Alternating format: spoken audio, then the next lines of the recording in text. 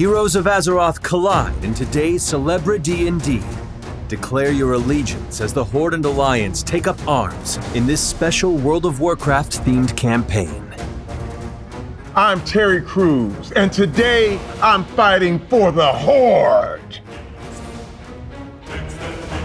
Another modern folk hero enters our realm of adventure in CelebriD&D.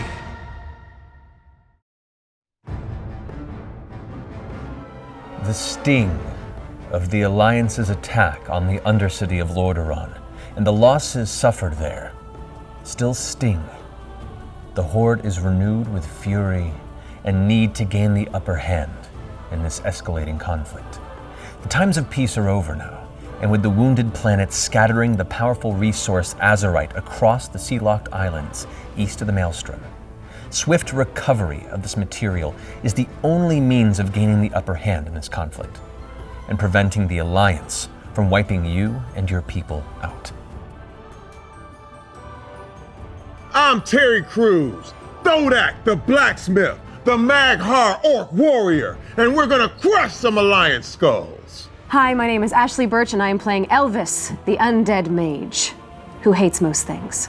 Hello, I'm Marisha Ray, and I'm gonna be playing a goblin shaman named Ritz, the Ritz, and I'm gonna be putting it on.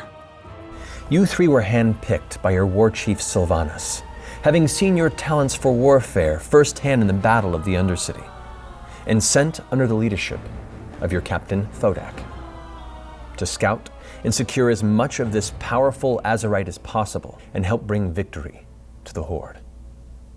You helped establish the war camp at the ancient capital of the Zandalar Empire, and following rumors of a discovered landmass rife with Azerite, made for the distant waters to seek your glory.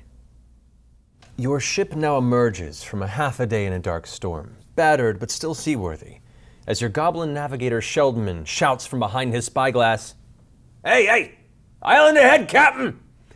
There, at the front of the ship, you can see as he's kind of pulling back and shrinking his spyglass, pointing out there to the left. Similar size and, let's say, racial history, we have the Ritz. Yeah, that's right. I turn and I say, Captain, why'd you have to bring Sheldon? Everyone hates Sheldon. Hey, don't give me any bull poop on this, all right? You know what you did. We'd be lost if we weren't on me out front. All right, don't take this home. We're on a mission, all right? I know your wife. Just keep that in mind. Don't you dare tell her anything. Kind of a ratty-looking pinstripe tux. No shoes, though. And an oversized top hat. That's what they're called. It's a little slouchy to one side, because, it's hard to find a top hat that fits this head on this tiny body. They try to give you a child size, but it's just, it just doesn't work out. Is it as tall as you are tall? It's like the 3/4 rule. I'd say it's like a third of my size. Yeah. So it adds like another head to me. It's nice. It's deceiving. It makes me feel a little bit more powerful. Mm-hmm. But anything you guys want, if you guys got any ailments, you guys got a headache, you guys got a little heartburn, I can help you out there. If you guys need to kick someone's ass, I can help you out there too. More of a new age spirituality shaman, if you will. Yeah. Go shaman. You got a little aloe. I'm good. Got some onion cream. It's great. I can help you out. Do you keep anything in that big hat that you have? We'll find out. So many things. So many things. On the back end of the front of the ship, kind of arms crossed in the corner, watching this argument between the two goblins, we have Elvis. Hi, I'm Elvis.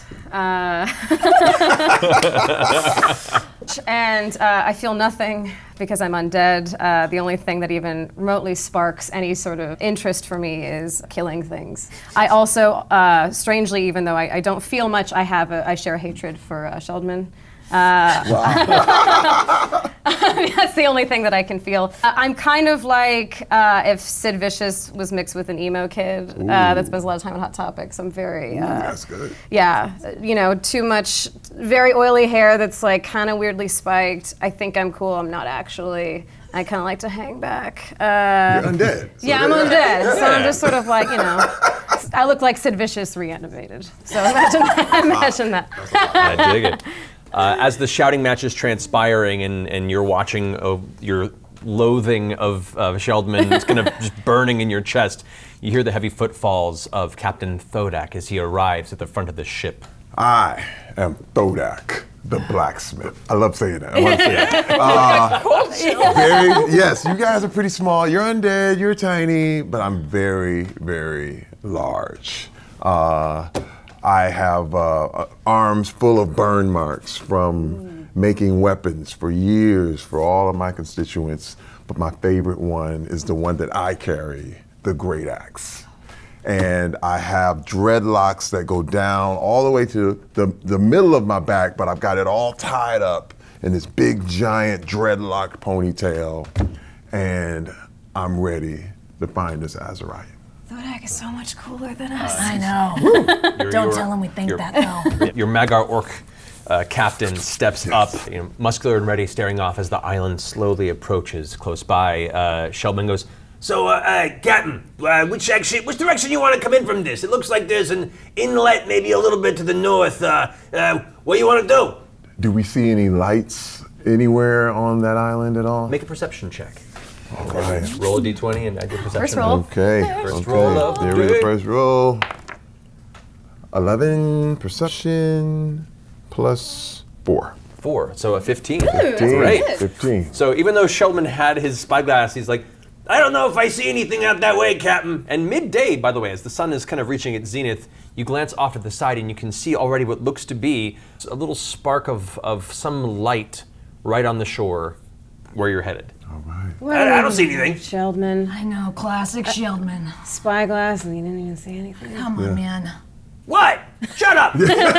Don't listen to them. They're just trying to, climb the ladder, if you know what I mean, Captain. Well, since we just came out of this storm and we're finally here, we gotta go. We're going. Yeah. All right, straight into this. Move it on ahead. Keep it going.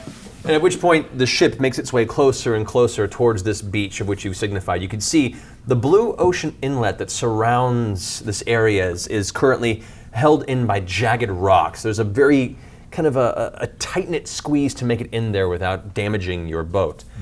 The approach is somewhat dubious, but you eventually lay down anchor, bring out your smaller boats, and row your way to shore. There meeting you is a shaded, quite beautiful beach, actually. It's like a fragment of paradise amongst the tense oceans you've been fording on the way here. The jungle line is about 40 feet ahead of you, and this secluded little lagoon would make a perfect place for a little encampment. At which point, another boat comes up behind you, and Sheldon comes out. It's not too bad. Captain, we setting up camp here, or we looking for another locale? All right. What do you guys think? I hate beaches. Yeah, you're undead. But the live people here really I'm like a into it. beach. We can come back, we can get ourselves a sangria after we go at the end of the day, get our Azerite. I think it's nice. And what kind of sand are we talking about? Like, is it soft sand? Is it rocky? You reach down and kind of scoop your hand into it. It's a very soft, fine sand, actually. It's very white, bleached.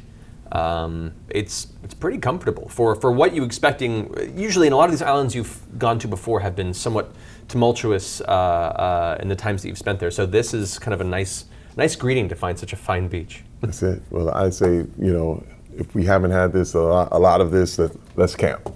Hey, I think that's a great idea. I mean, work, vacation, why not mix the two? All right, back to the ships. We're bringing the supplies over. Sheldon gets back on, and as you guys kind of begin to scope out the space, they begin taking supplies off the ship, and tents start going up, barricades start being built just in case anyone tries to attack or assault from the actual jungle line. In the meantime, you glance up and you can see the ominous peak of a dark mountain that seems to loom over the center of this island in the distance. What time of day is it roughly? By now, it's a little past noon, so the hot sun above you is starting to bleed down. Even though it is shaded in this area, as the sun goes high, the shadow retracts to some of the nearby rocks and trees, and now you're starting to feel the heat. Particularly in your armor, as you start putting it on to prepare for any sort of defenses, you can feel yourself sweat beneath the metal, but you've gone through worse. This is nothing to you. That's it. It doesn't smell good in here, I'll tell you that. No. So, orcs aren't known for their pleasant smell sometimes in the battlefield. Then again, neither are undead especially. Yeah. I like the musk. I say comparatively, you should probably have more armor on for a more pleasant smell, but All right. Okay. So at this point, they've set up most of the encampment. What would you guys like to do? Well, what I know about these islands is that the sun sets pretty fast on the equator. Maybe we should get a move on? maybe see if we can find a trail up to that mountain? Yeah, I don't want to hang around here. We should probably get to where we're going. I agree. I mean, we have the camp. If we ever need to just come back and whatever, I think we just should get started. See if we find a trail, establish it right away. Go from there. I like it. As you guys are about to head in, you see as this kind of sallow, undead shipmate comes by. He has a patch over one eye and a dark blue bandana tied around what remains of the flesh on his skull. Captain, word from the ship. Alliance spotted other side of the island. It looks like we're not alone. He turns around and makes his way back towards the encampment as you guys look to the tree line not but 15 feet from you. Fish sticks. Yeah. So this isn't just a sojourn through this island. This is now a race. I hate time challenges. Me too. They always stress me out in video Me games, too. hypothetically, if I played them. Me too. So someone else is already here doing their thing. So it would seem, at least from what the shipmates have said. So there's a little bit of an idea that whoever gets to the Azurite first probably is going to be the one who leaves with it. Oh, we got to get on it then. All right. We got to move now. Yeah. Let's go. Are you guys with me? Yeah, Let's I'm go. down. Let's go. All right, so as the two of you flank behind your well-armored, axe-wielding captain, you breach the outside of the jungle and head immediately into the sweltering, humid heat of this side of the island.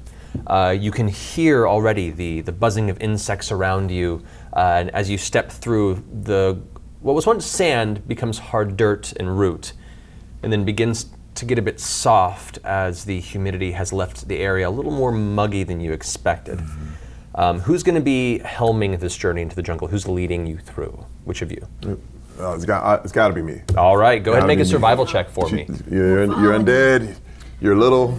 I got this. Damn right. Survival check. How does that work? So Thodak, go ahead and roll a 20-sided dice. Yes. And add your survival skill, which should be at the bottom of your skill. Yes. And 12. Sneaky 12. There we go. 18. 8. Woof. Look at 18 with a +4. Plus Captain! Yeah. Captain! I should've brought my little Captain, my glasses. captain! Thodak isn't messing around. So, in following this relatively easy to follow path that your massive captain is carving through this jungle, your two tiny forms kind of skittering behind.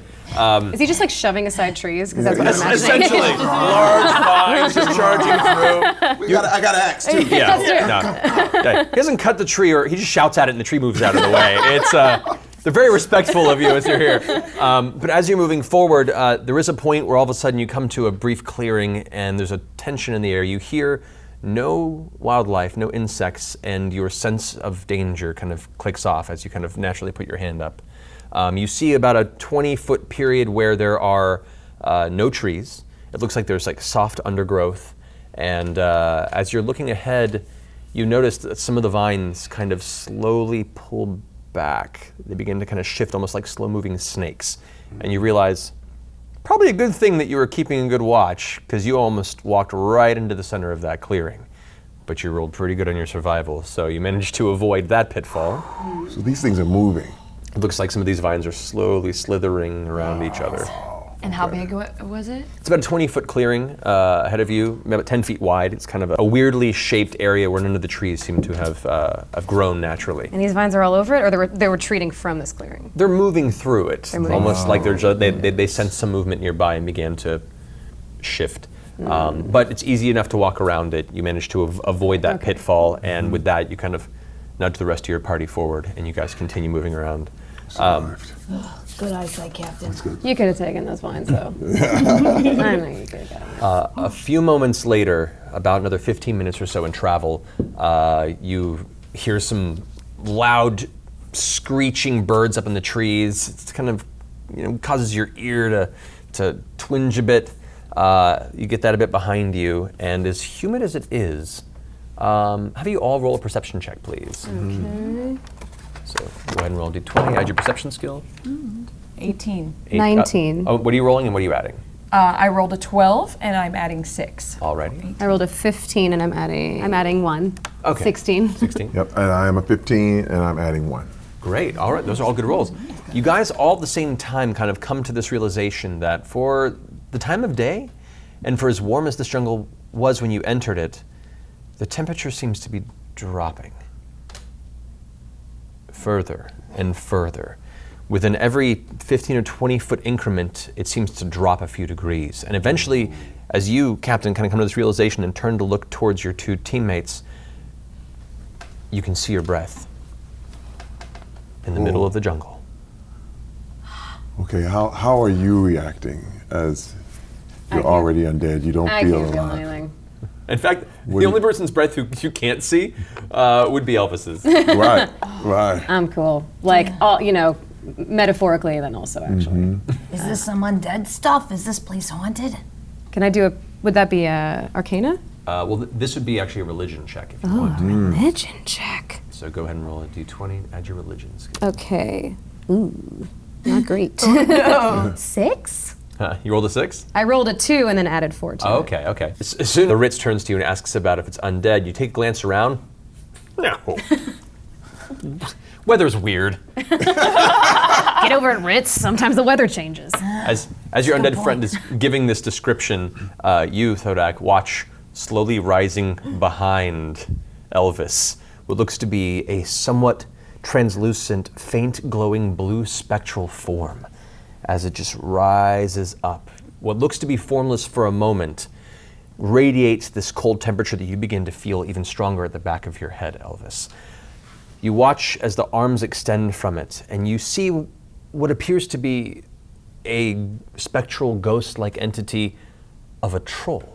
You can see its long, pointed nose. You can see these large tusks emerging from its face. You see its long, pointed ears and the hair kind of matted upward in almost a tribal war formation. It has remnants of war paint strewn across its face. And as it kind of rises up behind, what do you do? Do we see this as well? Or just Thodak?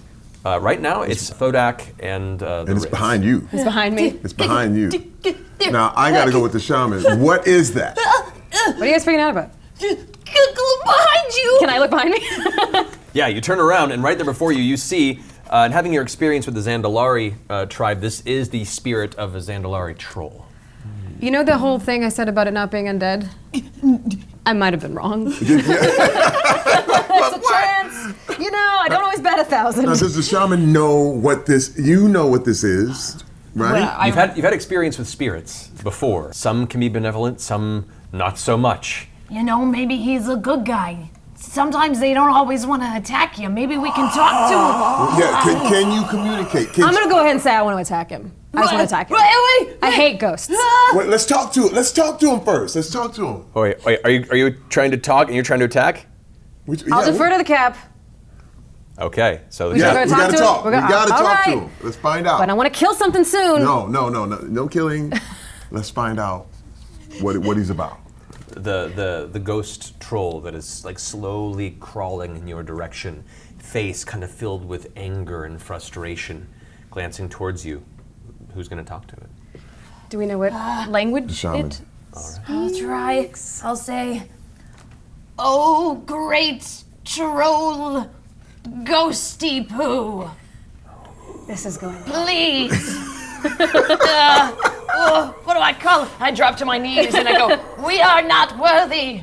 We simply crossed on your land. Let us pass. Please?" Make a persuasion check. Yes. I'll say with advantage for dropping to your knees and making it purely prostrate. Roll You're big. not worthy. Persuade. With advantage. Okay, I'll take that. That's 16 plus, what did you say, persuasion? Yes. Plus a -1. 15. So 15. Okay. That makes sense. So as the spirit that's been encroaching, its arms kind of coming out in claw-like formations, like it's hungering for your presence, kind of stops at this display and goes, I be without rest, man.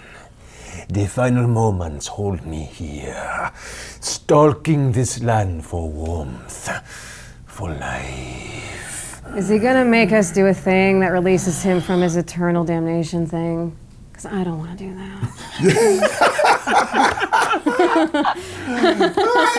You're undead and you're just not having it.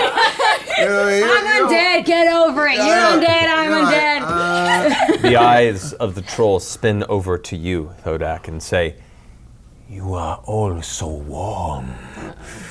I wish to drink it in. I can no longer eat your flesh, but your spirit. and there's a moment where you see, like in the hunger, there's also kind of a pullback. There's like an internal struggle in the moment.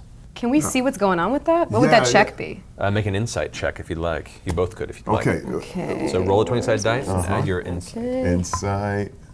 Ooh, natty 20! Oh man, I only got a 4. And where's my insight? +1, so it's 5. You don't speak Ghost very well. No. And it's hard to read him beyond the hungering urge of his undead nature.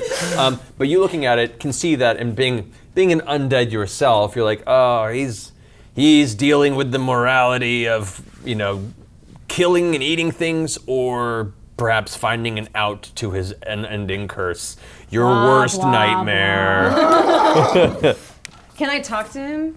Yeah. Then? Do you Okay. want to? What do you say? What do you need, man? What are our options here? You eat us or what? I was with my people. All right, yeah, Hunting the Ukas when the jungle itself swallowed me.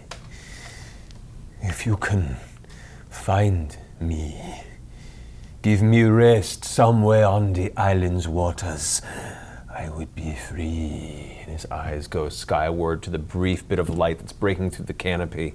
He's really just chewing the scenery. So wait, we gotta find this body. Yeah, but don't we have to get the Azurite? Are we trying to do a And there's somebody already after the Azurite. Did the vegetation have this body? I mean, did they attack him? You can go back and check if you'd like. Because we passed that. Is he in our way? He's currently kind of blocking your passage, but you could continue to talk if you'd like. Maybe we tell him that we'll keep an eye out as we keep pressing on. That sounds like a plan. I mean, If he's he not gets eating him. us, Yeah. and we know what he's about. Yeah. So we can just continue to go on. If we find your body, we got you.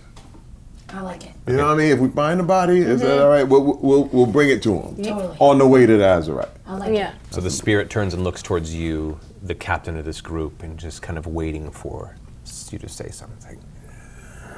Yeah, we'll get you later. I'm saying, you ghosted out. Can we walk through you? Can we walk through him? Because he's a ghost, apparently. Right. Are we allowed to pass? Make a persuasion check for me. Persuasion.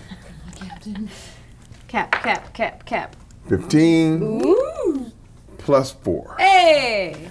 With that, the spirit kind of glances to you, and you feel this kind of cold presence pressing against the outside of your skull, and then it withdraws. I see you carry much honor. Then pass on with my blessing. Should you find my body, please help me. It's very lonely in this jungle. And the spirit kind of fades away. What an unpleasant specter. He's gone. Okay. Good job, Let's Captain. all remember this body thing. All right. Okay. Okay, Don't yeah, if we forget. find it, we'll Find Azurite. If we find a body, bring it back. Give him the he thing. was good. He volunteered the info to us. You're right. Suck out our souls. You guys, that's why I need you guys, because I just want to attack everything. So, we avoid it. So You're that's already undead. I'm trying not to get there. that's fair. That's it. Well, let's keep it moving. All right. Continuing forward into the jungle, as you take your first step past this encounter, you feel the ground suddenly quake. You hear this low Gross, rumble. Elvis. What? It wasn't me this time. No, I tell you, I always announce. You know this. As they're having this argument, Thodak, you kind of look in the direction of that sound, and you glance past the small breaks in the canopy to see that ominous peak of the mountain. And you watch the beginning of what looks to be a small column of smoke begin to emanate from its top. That doesn't seem good. Now, it's a small billowing. It is, but Column of it's smoke. continuous. So this is a mountain? It's a mountain. Not necessarily a volcano? You don't know. Can I check it It's out? what color? Make a nature check. Oh yeah, yes. Wait, is my nature any good? Oh, yeah, it's pretty good. So roll a d20. That is a One. natural It's a one. It's a one. Could be a volcano. Could be A donkey. Could be a. Yeah, could be a campsite. Could be someone having a nice little cook-off. What color is the smoke? It is black. Oh, that doesn't sound like a campfire. No, campfire smoke usually white, billowy. So it might Black not be smoke. them. Black and dark gray. Yeah. That feels volcanic to me, very natural, something out of the ground. Sure, sulfurous. Okay, so with that happening, I think that that's not people. That's something natural happening on the island. We continue on. So we got some time. All right. Okay. So you're leading on. Go ahead and make another survival check to lead into the next portion of the jungle. Should I roll inside here? Up to you, whichever you prefer. 15. 15. I've been rolling 15. 15 plus Plus 4. That's a 19. Your captain has been in a few things in the past, and while you two are lost amongst the natural splendor, the dangerous nature of the island, Thodak knows exactly where to go and what to avoid. And with that, you manage to pass by 2 additional patches of those strange moving vines without issue. You point them out to your group, continue on without hindrance. Nice. The floor of the jungle gets softer and more wet the further in you go. You start hearing the sucking sounds of your footfalls as it becomes more of a muggy, swampy atmosphere. The heat returns now that you're far from the spectral pal you had made back then, until eventually you come upon what looks to be a localized lake, very green with algae and overgrowth, maybe 25 feet across, 15 feet on the other side, but it looks like there is a kind of muggy swamp lake in the center of this space in front of you. I do have a question. Yes. With azurite, is it mainly found near water, or is it something buried? It's something that's emerging. Specifically, there was a horrible event that happened recently that wounded the planet. And the azurite represents kind of the bleeding of the planet from this wound. So it's like an element that's begun to emerge in places in a reaction to this wounding. But all of it seems to be mostly localized in this island cluster. And we'll know it when we see it. Perhaps. In fact, if you want to make a perception check, guys, to look around for any sort of traces of azurite around this. Natty 20. Natty 20. I got a 1. Holy shit. Oh no, 7. Sorry. Okay, that's 7 and plus- perception plus 1. Okay, so 8. So you, having this thought and kind of making the mention to your teammates, glance out there and something gets in your eye and you're like, damn it. Oh, damn it. While that's happening, what would you roll? Nat 20. Both? Maybe both rolled that. Nat 20, baby. Woo! So Tell me what's going on. There we go. For me. I'm over here like, what the hey? Somebody blow in my eye, please. that's flippin' teamwork. All right. So as you're trying to focus, your 2 teammates who have previously been kind of following your guide through this jungle step out and using their super goblin undead vision can see there this like faint glow of light towards the base of this lake. You see what looks to be a faint shimmer of blue that shifts almost to an orangish white to back. And from the small shards you've seen, that is very much the glimmer of azurite. What do you say? I felt a mild flicker of joy just now. Yes. Surprising. How do we get down there, though? Well, can I breathe? That's in the lake, right? You actually don't have to breathe. You can go as long as you Guys, want. I got this. Don't worry. Your boy Elvis got you. So I'm gonna go ahead and dive in. All right. So you watch as you kind of skitter to the edge and into the water, coming down through the surface, from the surface to underneath. Before you jump in, I'm gonna cast some guidance on you. You gotta add a D4. Do an ability check. Thanks, babe. All right. As you make your way down, kind of pushing through the muck under the water, go ahead and make a perception check. Okay. I rolled a 2. Pretty bad. So I'm not gonna waste my guidance on that. No. Great. So as you push forward through the murky depths, you see the single glimmer, and you're like, there it is, and you reach out and grab it, and it's stuck in something. Do they hear me? Can I talk to them? Or am I too deep? You're deep underwater. You're, Okay. you're about 10 feet, 15 feet beneath the surface. We're on the shore just waiting. Can I use my dagger to try to cut it free? Sure. You pull out your dagger and it's carving in, and at that point, it shifts. Oh. And you realize at that point, it's attached to something. It's jammed in something that begins to move. Uh-oh. What do you do? Okay, let's see. Ooh, dear. All right. You're underwater by Right. yourself. And most of my things are fire related. Yeah. Is the water? Does the water bubble? You guys just at this moment begin to see a little bit of movement beneath, but that's all. You're like, not quite sure what that is yet. It's not too much yet. Okay. What are you doing, Elvis? Oh no, I don't know. And what's your instinct? What's taking her so long? My instinct Elvis is has to been down there fight, forever. but I can't. Let's see. I guess I should try to shoot back up. I need their help. All right, so you go ahead and turn around and start swimming. You make yourself to the surface. What's your armor class? Oh no. 12? 12. Weirdly enough, rolled super low. You feel this large push of force behind you as the water just, and you hear something snap together, but you don't feel any impact, and you quickly scramble to the surface. You watch as Elvis comes out of the water and comes to the surface, and you see as something, that glow of azurite moves right afterward, and with it, emerging from the water, you see this elongated snout of a scaled crocolisk, a large crocodile-like creature that is now coming after Elvis. I made a friend, guys. And wait, and the azurite is Jammed into like the top of its head right now. Okay. I need you all to roll initiative. initiative. It's time to party. Let's get this fight going. And I'm gonna get mine. Oop, oop, oop. 12. Well, for you. 16 for me.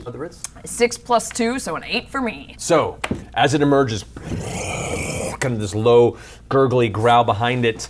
Elvis, you are the first to react on this. As you spin Okay. around, what do you do? I'm gonna fireball his butt. Go ahead and roll a d20 and add your +7 spell attack. Okay. Oh.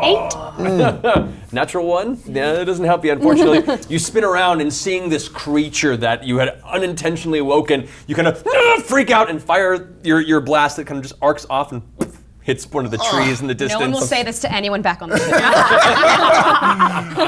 The spark will surprise you. It is now the crocolisk's turn as it comes up towards you, and it's going to go ahead and attempt to bite you with its large jaws. That's going to be a 24 to hit. I'm pretty sure that hits you with your armor class. And that'll be against you. It's like double your armor class. 10. You take 15 points of piercing damage. Okay. As it bites into you, and you are currently grappled. It is like latched down onto the body of Elvis and starting to kind of swing back and forth. With its tail, it's going to spin around and swing it out towards you, Thodak, as you're trying to go forward to either defend your ally or assault back on it. And that's going to be a natural 1. It swings back with its tail and it hits your armor, and you're just like, whatever. Yeah. What? Yeah, A little help, guys. I'll throw that. What? this thing's about 20 feet long, and you just shrugged off its tail. With that, it's your turn, Thodak. We got to kill this thing. All right. And so- and I'm going to take my great axe and I'm hacking. All right, go for it. You get 2 attacks. So roll the d20 and then add your +7 attack modifier. Come on. Come on, Captain. Bam! Whoa! What was that? 18. 18 plus 7. 20, that definitely hits. So go ahead and roll your d12 for damage. Okay, and come on. Bam! 9, that's good. 9. With your attack is +4. So that's 13 points of slashing damage Yes. against the crocolisk. Amazing. So that's a good first hit, and you gain a rage. I got a lot of rage. I already have that. And you have a second attack, so go ahead and roll that. And here we go. 11. 11 plus 7, 18. Here's the That hits damage. as well, so go ahead and roll damage on that. Yeah. Okay. Come on, big money. 7. So 7 plus 4, that's 11 points of damage. Nice! So you watch this Thodak comes forward and whack! Shred! 2 giant swings of the great axe start carving into it, leaving these large wounds in the side of the crocolisk. It spins around with Elvis still in its mouth, kind of. You've got its attention. Okay. That brings us to Ritz. I'm gonna say, hey Elvis, just duck your head a little bit, and I'm gonna go psing and do a lightning bolt. All right, so go ahead and roll for attack against this the out of your way. crocolisk. Also an 18, plus my spell attack, which is 6, so 24. That hits. Go ahead and roll damage for your lightning bolt. Which is 2d8. 1, that's lame. And 6, so 7 damage. 7 points of lightning damage. As you pull back your little goblin hands and release this bolt of lightning, it strikes into the side of it. The arcs of energy kind of crawl across its body. It shakes from the impact. You feel a little bit of a brief You guys buzz. are really lucky I'm undead. That's going to go ahead and end the combat round. At the top again, Elvis, it's your turn. You are currently grappled and technically restrained in its mouth. You can still act, but any rolls that you make are at disadvantage until you break I'm free. also feeling a lot of shame because this is really screwing with my cool guy exterior. Oh man. We're hoping it doesn't eat you because we might have some cropolis tonight. You know what I mean? For dinner. You know what I mean? So if we kill this thing, we got a meal. But don't eat it. Yeah. Yeah, you don't want bits of undead. I'm already hungry. I'm already hungry. I want to. You know what I mean? Okay, so I am going to attempt a fireball again and hopefully not charf it this time. Right down his throat. All right, so go ahead and roll with disadvantage because you are restrained. Okay. So that's 11, 17. Okay, so 11, you take the lower 2. Plus Right. 7, that's still 18. That still hits. Go ahead and roll damage for your fireball. 4. All right, and 8. nice. 12 points of fire damage. You actually have one hand kind of pinned inside of its mouth, and you kind of just release it right into the top of its jaw. You watch as a burst of flames go shooting out of its nostrils. And it kind of pulls back, but it still holds you tight in its grip. So that finishes your turn, Elvis. It's now the crocolisk's turn. Angered by the burning pain that it now feels searing on the inside of its jaw, it's going to go ahead and bite down on you. Cool. Which has advantage on you because you're currently restrained. That's going to be a 15 to hit. What's your armor class? 12. 12, that hits. Hearts. Elvis is getting hurt. All right, that is going to be 12 points of piercing damage again. Tail attack is going to swing around, and this time, because you damaged it so much last turn, it's still focused on you. It's going to ignore the tiny goblin, and it's going to swing its tail back around to try and hit you, Thodak. That's going to be 11. Your armor class is 18? 18. Not at all. Get off me. You actually reach out. Hell off me. I can say hell, right? The hell You can do that. You just shrug it off, no problem. That brings it to your turn again, Thodak. Okay. It's looking pretty hurt. Like you've done some serious points of damage to it in this past round. Well, like I said, we might have us some Acropolis tonight. So Go I'm for ready to hack at it again. I'm going to attack. Go for it. And you got 2 rage built up, by the way, if you want to. Ooh, I got 2 right now. Because you've attacked. With each attack, you build up a point of rage. Oh, okay. So you have 2, yeah. Okay, good. And boom. So I take the 20 and Yep, first attack. 18! Oh my God, you're killing it! Holy crazy. Okay, 18 plus 7, that's 25. Go ahead and roll damage. And here comes damage. Bam! 9! 9! Yes! I'm trying to eat. I'm hungry. I'm hungry. 13 points of damage, and then make your next attack. You can use any rage points if you want to boost your next attack. If I'd you want. appreciate it. Okay, let's do that. So I can use one of these. You can I'll use- erase it. You can use 2 points to use your mortal strike if you want. I'll use the Mortal Strike. It's time to get rid of this thing. Yeah. And get the Azurite and do it. So I take 2 of these away. Take 2 of those off, Got and then it. roll your next attack. Yes, I got yes. a great gator gumbo recipe, Captain. It's good. Here we go. What is that? Is that 17? 17. 17. 17 plus 7, this is 20, 24, that Damage. hits. Here comes the damage. So that's 2. well, Still got the Mortal Strike. 2 plus 4, and you get to add a D8 damage for mortal strike. D8. So that's that one there, yeah. This was it. That's Big money, 6. big money. 2 again. 2. There you go. So it's still 8 damage. That'll still finish it, actually. Yes, done. So, Done.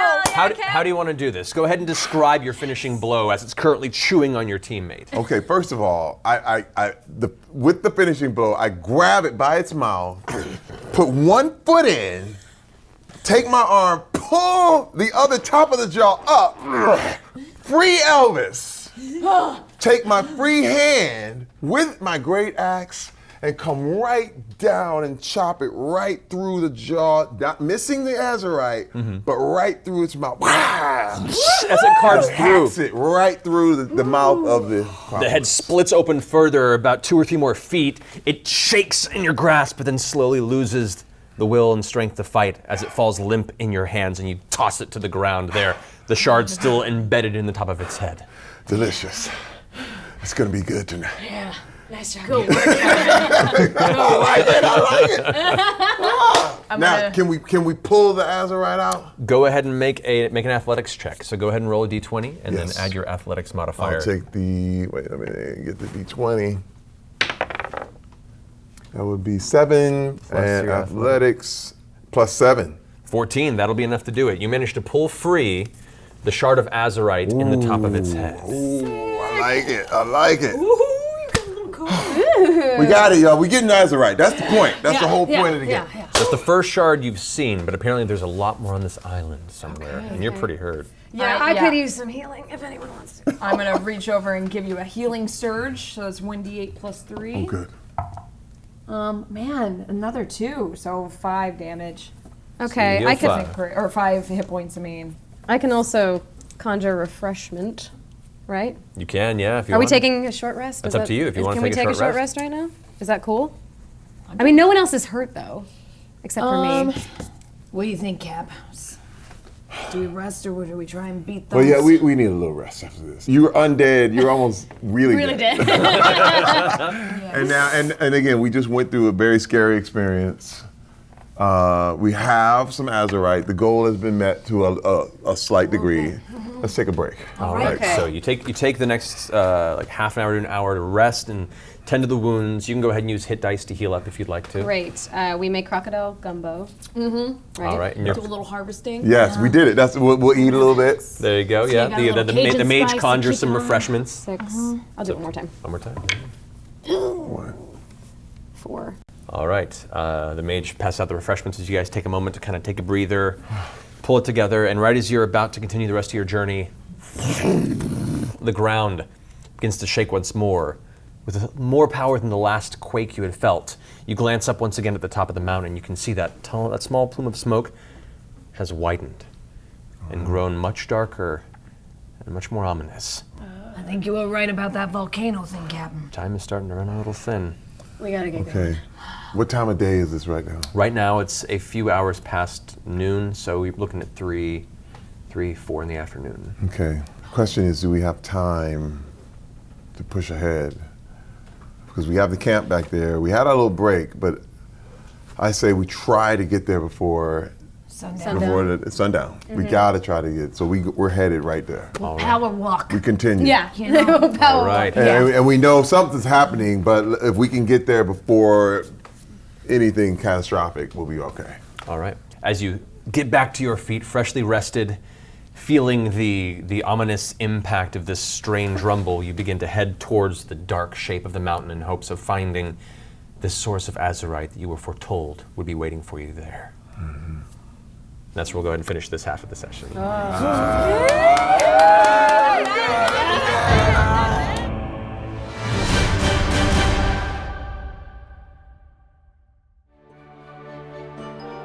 The burning of the Second World Tree is still fresh in your memories, as the sting of your defeat at the destruction of Sylvanas and the Horde called down upon the assault on Lordaeron still burns beneath your skin. These acts of treachery and brutality have ushered in this new age of violent warfare, a front now fought on the seas east of the Maelstrom, in the islands surrounding Kultiris.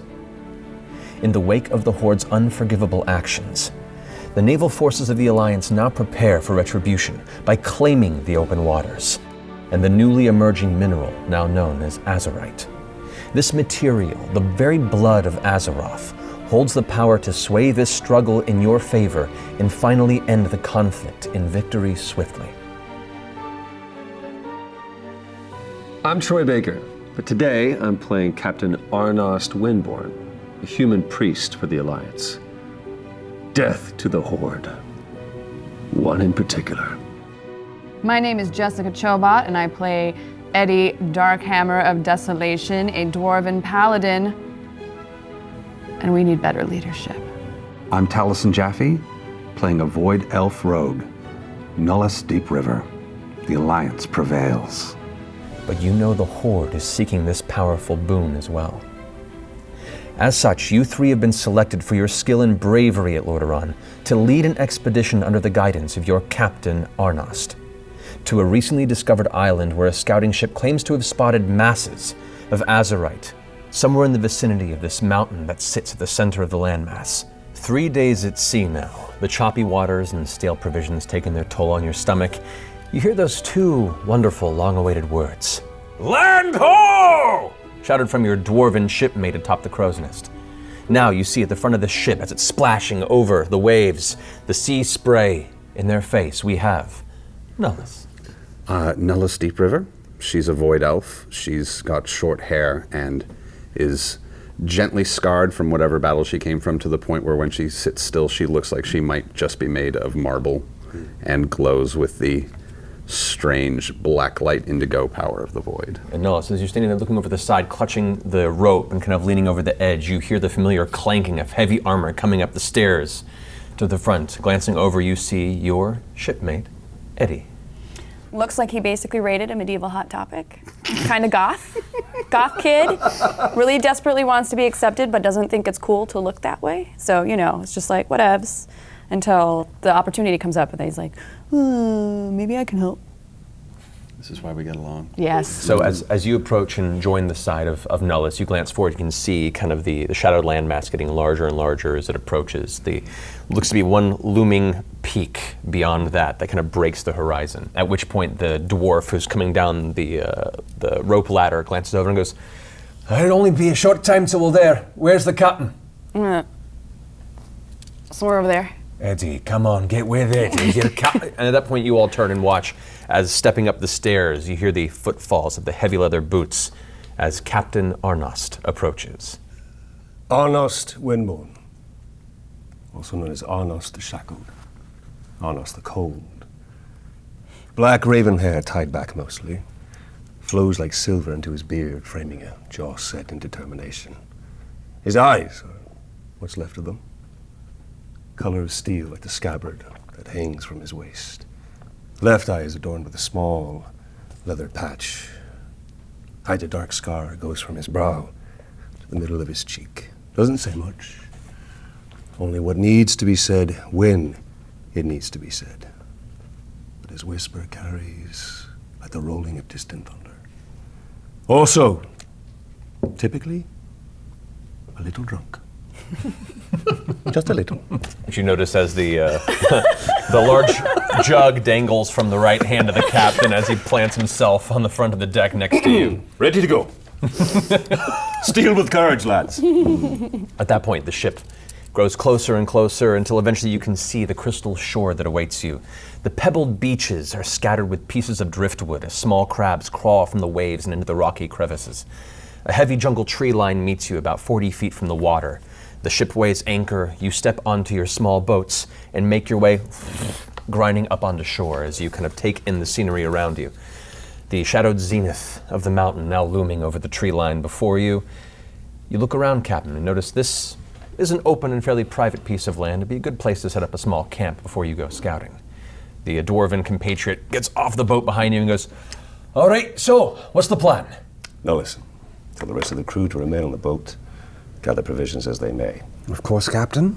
And, Eddie, cheer up just a little bit. For the love of God, we're having an adventure. I'm just gonna sit over here. As Eddie goes and sits on a rock and stares longingly down at the shoreline. Nullas, you make your way back to the ship to begin helping provisions brought over to the shore. Over the next half an hour or so, the men begin to bring over the makings of a small encampment. Tents are put up. Some of them start actually scavenging for food elements off the side of the shore, setting up a small fishing arrangement there, and blockades in case an assault begins to make its way out of the jungle in their direction. I'm going to quickly just do a little round around the edge of the jungle quietly, just to see if there's anything inappropriate happening outside of our immediate field of view. Okay, make a perception check for me, please. Right. Damn. New die. Ooh, that's 17. 17, what'd you roll? 14. 14 plus 3, 17? Okay. So as you guys are setting up the camp and you're giving out orders to the various men, Nullas scoots along the tree line, glancing in.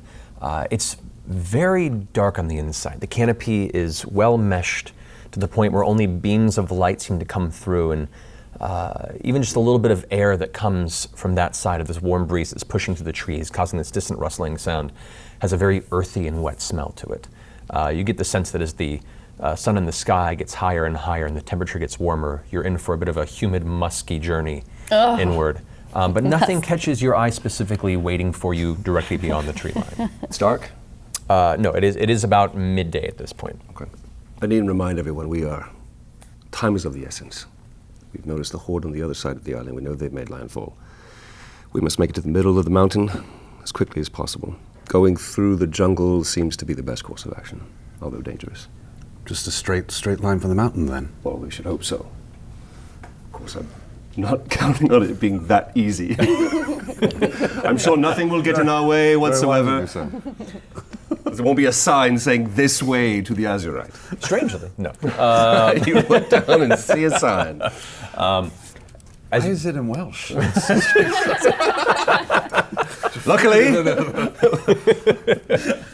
As you gather your supplies, the encampment seems to be mostly built, and most of your shipmen are able to stay behind to both watch over your transportation in case any horde decide to assert dominance around the opposite side of the shoreline. The three of you pick up your weapons and begin to make your way deep into the jungles of this island. Who is leading this expedition? I'll go in front if you like, just Well done, because Elvis. I'm very quiet. Well, then go and make a stealth check for me if you don't mind. Wow, this is so exciting. I haven't played a rogue in years. Make a decision. That's a natural 20. A natural So you. The two of you watch as Nullas smiles, her kind of somewhat creepy grin, and seems to vanish from sight immediately in front of you. Just fade into nothing. I'm secretly super impressed, but I'm like, whatever. No, it's only 30 feet ahead, no more. I'll hold it 30. All right, go ahead and make a survival check. You guys watch carefully as you pay attention to the division of various bits of vegetation ahead of you. 6. Okay, so. And the death of Nullas. So, you guys keep tabs enough as an ally and having worked a bit with Nullas previously. You watch as she scouts ahead and kind of carves the path through the jungle. Along the way, for the next hour or so, you sense at this point the sound of heavy insects buzzing and the sheer heat of the jungle now beneath this canopy. It's cooking the interior of it. You're sweltering beneath your clothing and your armor. The sweat is beating across your forehead. Right? Black was a bad idea. Had to wear back. Because you are leading Nullas, I need you to go ahead and make a perception check for me, please. Oh boy, okay. That's a little better. I actually have a bonus to that. That's a little better. That's 10 at least. You rolled a 10? I rolled a 7 plus 3. 7 plus 3, okay. Right. Scooting ahead, you feel confident that you're leading your team into a safe environment and what looks to be a clearing maybe 20 or so feet ahead. You turn over your shoulder and give kind of a nudge of direction to the rest of your team, and as you spin, there's a moment where you hear this unfortunate sound. In that brief minute, your whole body freezes up, your eyes close as you realize this isn't good, and you feel a sudden tug towards your leg. Make a dexterity saving throw for me, please. You got this, you got this. Dex save? Dex save, yes. God damn it. That's better. That's 10 plus 6 at 16. 16. All right. As you pull back just in time, you see what looks to be a vine-crafted lasso that had been placed and hidden amongst the floor of this jungle jab away and almost grab you and dragging you into the air. However, you manage to pull out of it, just barely pull your foot beyond its grasp as it suddenly whips up into the sky, the branch that was currently held taut, now rocking it up and down with what appears to have been a bell attached to it, now ringing ding, ding, ding, ding, ding, ding, ding, ding, ding, before eventually coming to rest a few seconds later. Ewoks, I knew it. Close. At this point, there's a moment of silence as you all look at each other, the common look of, oh shit. Oh. Silence. Shit. You don't hear birds. Even the buzzing of insects seems to fade for the moment. And instead you hear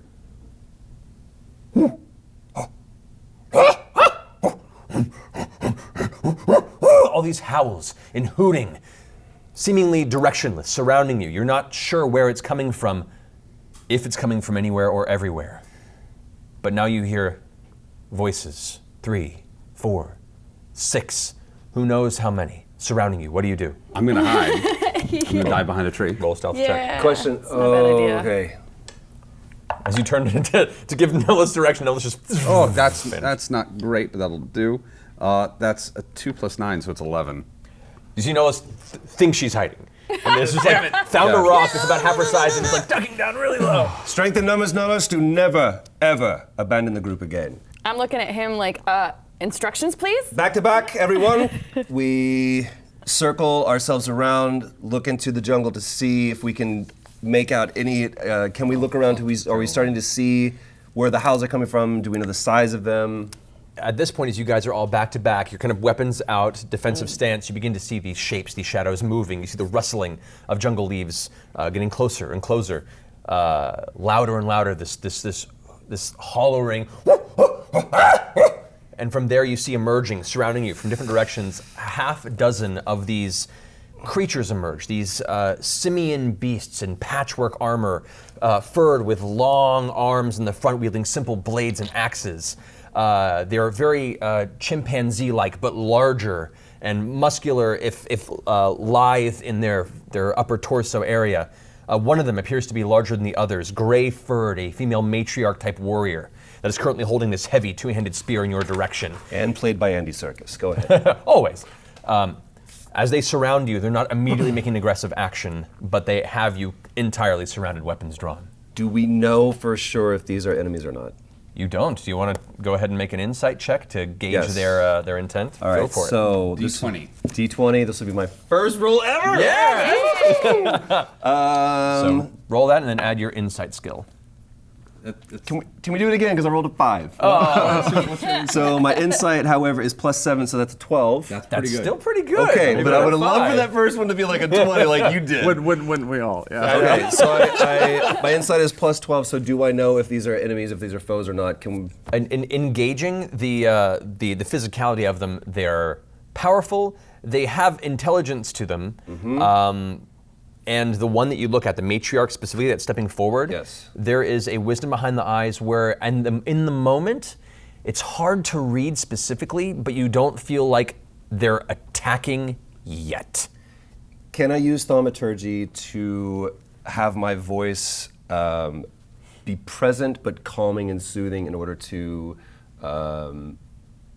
if I say we mean you no harm, can I use that to echo through the jungle and You cause can. a sense of peace? Soothing with thaumaturgy you definitely can get attention, but you can try it. So as you well up your thaumaturgy cantrip to give your voice a deeper bassy resonance and to have it carry through the vicinity to have the weight of a person who demands attention, what do you say? We mean you no harm. Go ahead and make a persuasion check, please. So be Same thing with a persuasion at the bottom. 18 plus 1. A 19. That's pretty good. That's 19. good. The hollowing now goes quiet as the voice resonates out loud. The actual jungle leaves almost quake and shift slightly with the force of this blast of voice around you. The matriarch, spear drawn towards you, puts her hand up, and you watch as some of the weapons draw down slightly. She doesn't lower her spear. Kind of lumbers up to you, and even though in her hunched older form is almost full to your human height, glances at you with these very intense light blue sky eyes and goes, You no, well, why here? Make a gesture to my crew to lower their weapons as well. I open palm, look at her and say, we're simply here looking for Azurite. We mean you no harm. We will pass by and you will remain unharmed. What Azurite? It's a rock. No use to you. Make a perception check. We're just gonna I'm mine it and sweating destroy right where now. you live. Yeah, I'm literally sweating. I roll an 18 again. Oh, nice. Damn! So, 18 19. plus. 19. As you're saying this, no use to you. You glance down past her face to her armor, and you can see there is jewelry affixed around her neck that are Oh, small shit. stones of the same shifting blue to gold azurite material. Rough hewn not well placed, but definitely worn as what looks to be a proud warrior jewelry. As soon as she watches your gaze, takes the spear and kind of tips it under your chin to bring your eyes back up to her. Glowstone. Yes. You call it glowstone. We will bring back to you this glowstone. We only need to keep a small portion. The rest is yours. Make a deception check. Yep. It's a 4.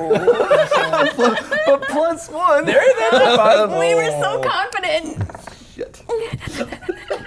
She leans forward and the eyes narrow as she seems to peer in and past you. At which point, lifts a hand and you watch as the weapons raise once more. No, take you with big ogre. Take no stone. Starts inspecting you now for all of your goods. Drop, give, and pass. One of them, you feel behind you, Eddie, as one of the blades being held kind of pokes into your armor and it kind of scrapes against the metal as you get shoved forward a few inches. I'm like super pissed, but then I turn and I'm like, whatever. Well said. But I'm like super pissed. You can see it on Eddie's face. Super pissed. She is super pissed. It's not good for you at all. Might be doing the lip thing. Do you guys ever get the lip thing when you're about to get spanked? You get the. So you're right there. Not the quivered chin. You do like the. Get the lip. No. I always get the lip. Stern faces, Eddie. She tells me to drop what? You said, drop things. Your things. We keep. You move on. It's still a pretty good get deal. the sense that they're essentially robbing you at this point. What's the ground like? The ground is a tangled mass of tree roots, vines, and what seems like soft vegetation that has fallen from the trees and is now in the process of decomposition. This is a relatively soft jungle floor met with various hard pieces of root and wood. Damn it. That's unfortunate. Okay. I mean, I can remove. Is there anybody in the group that's sick on their side? Because I could remove potential toxins and maybe make them. You can ask. Happy. Wonderful. Way better than what I was going to do. I was about to go nuclear on these things. I'm just thinking. Well, I don't. Do we know? Is there an obvious? Is it weird for me to just be like, yeah, excuse me, are any of you sick? Because I could potentially help you. I don't know. What do you want to do? Is that what you want to do? Go for it. Yeah, let's do it. Yeah. Well, So I'm just like no big deal or anything, but maybe we could just heal somebody that's sick or whatever. I could do that. The one behind you kind of looks strangely at the matriarch, looks forward. What? You? Heal? Heal what? You? Somebody else? Make a persuasion check. Oh, shit. Yeah. So roll a d20, add your persuasion skill. Such a good idea. It's a what? 2? 2 plus 6. 8. 8. Eight. That's not bad. It's not. Yeah. It's not 6. At this point, they kind of glare at you. I can do it. I can do it. One of the various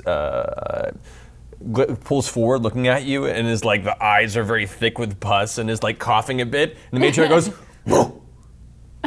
Suck it up. Oh, that poor bastard. I'll be like, but I can't. and the guy who's the one that looks You know ill. what? I'm gonna do it anyway, just to show that I can do it. Okay. That I'm Okay. stepping over. All right. Or you could ask her. Or Go ahead. Go. okay, No, well, no. Go ahead. Captain, Go ahead. What do you think? Captain, speak the fuck up. Honestly, I think I would actually do it. The only thing I don't want to undermine her. Because if I botch this roll, we're dead. It's gonna be fun regardless. We're gonna we go to war. I can pull the nuclear option if we have to. I would say absolutely go ahead and heal it. Just do it. Just do it. I'm just doing this. I need you to roll an initiative check for me, please. Is that with the 'Cause- 20? Yeah, roll a d20, add your +1 initiative modifier. I mean, roll big, baby. I mean, Do it. Hey! Plus a what? +1 for your Yes. initiative. 18. 18. Okay. Yes. It's a good thing you rolled that.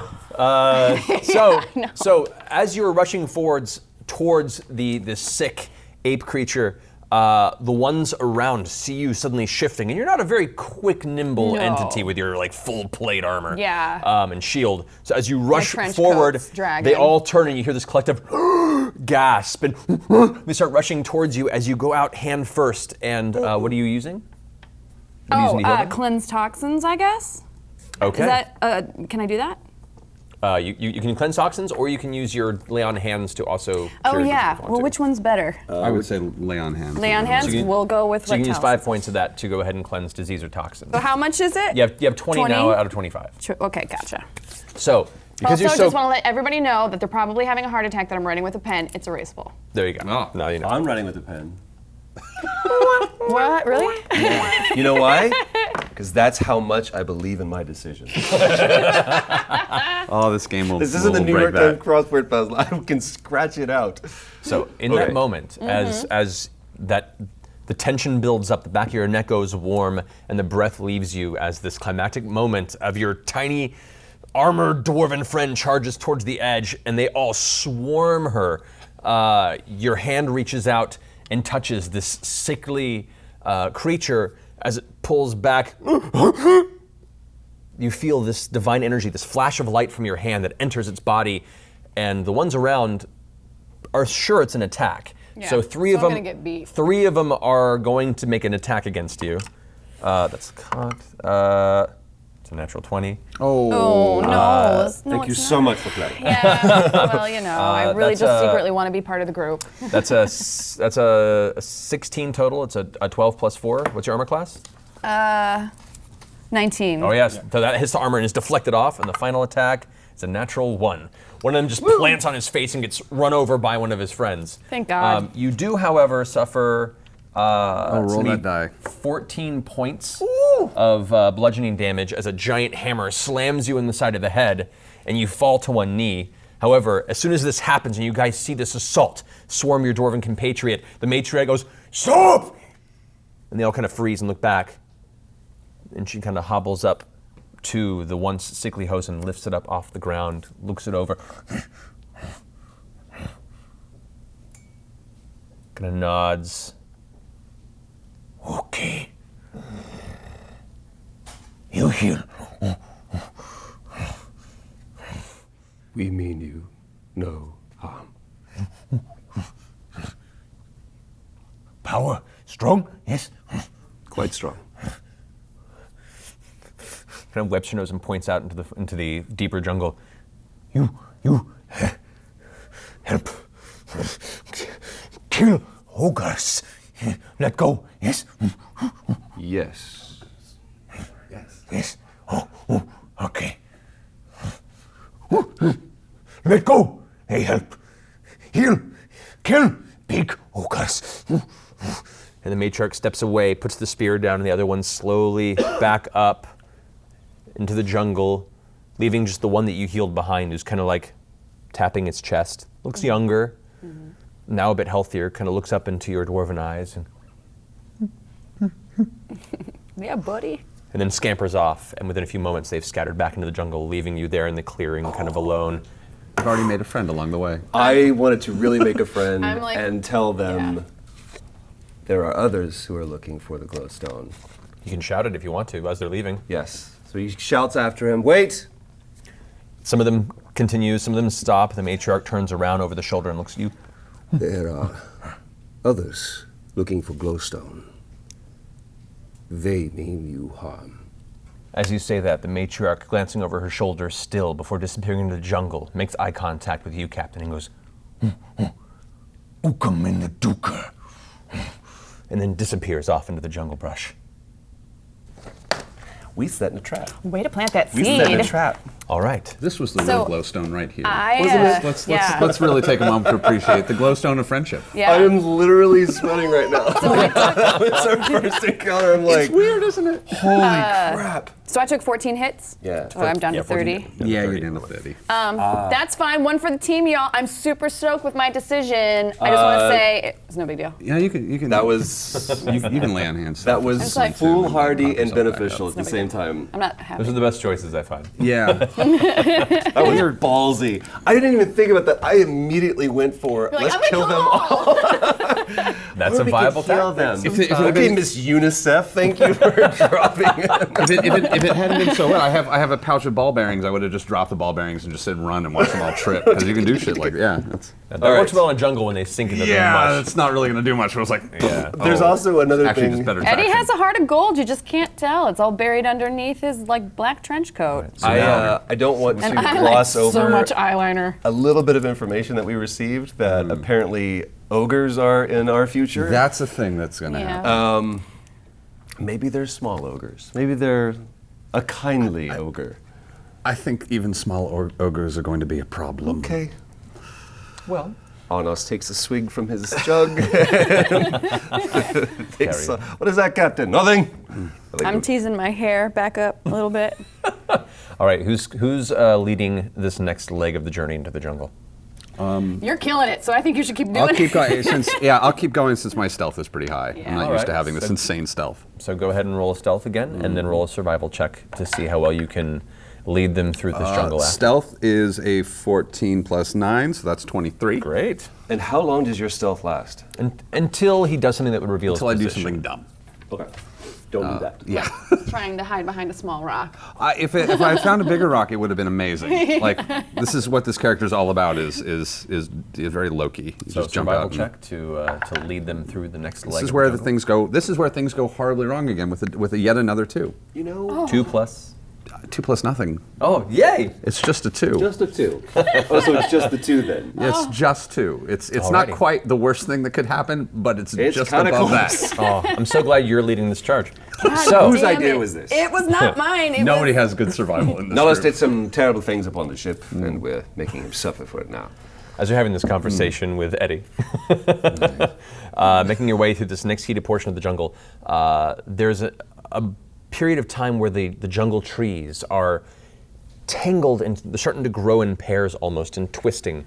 You're having to step over heavier root and branch and what looks like thorny natural tropical bushes that are beginning to ingrain themselves at the base of these trees. Nullas, as you curve around one corner, you step down into something that's softer than what you expect to be the hard floor of this part of the jungle. The two of you don't notice it at first, but you hear this sound. God damn it. As that is going to be a 17 to hit. What's your armor class? 15. You both turn the corner and watch as Nullas steps down, and it looks in a blur of green, red, and orange color. The floor wraps up and completely engulfs Nullas as what looks to be a large man-trap-like plant. Imagine like an Audrey 2-like creature just snaps shut, and Nullas is nowhere to be seen, entirely devoured by this creature. I turn to you and say, should we just leave? That's twice now. Let's just leave her. We lose no man Let's just leave her. or woman. No one gets left behind. I'm going to tap them on the shoulder behind them after using Spatial Rift Oh shit. at this point. Yeah. I Don't think I don't hear everything the two of you say. At which point you watch the trap slowly unfurl, go back to a rest place, and you can see when it pulls open, there are strings of viscous acidic liquid left behind.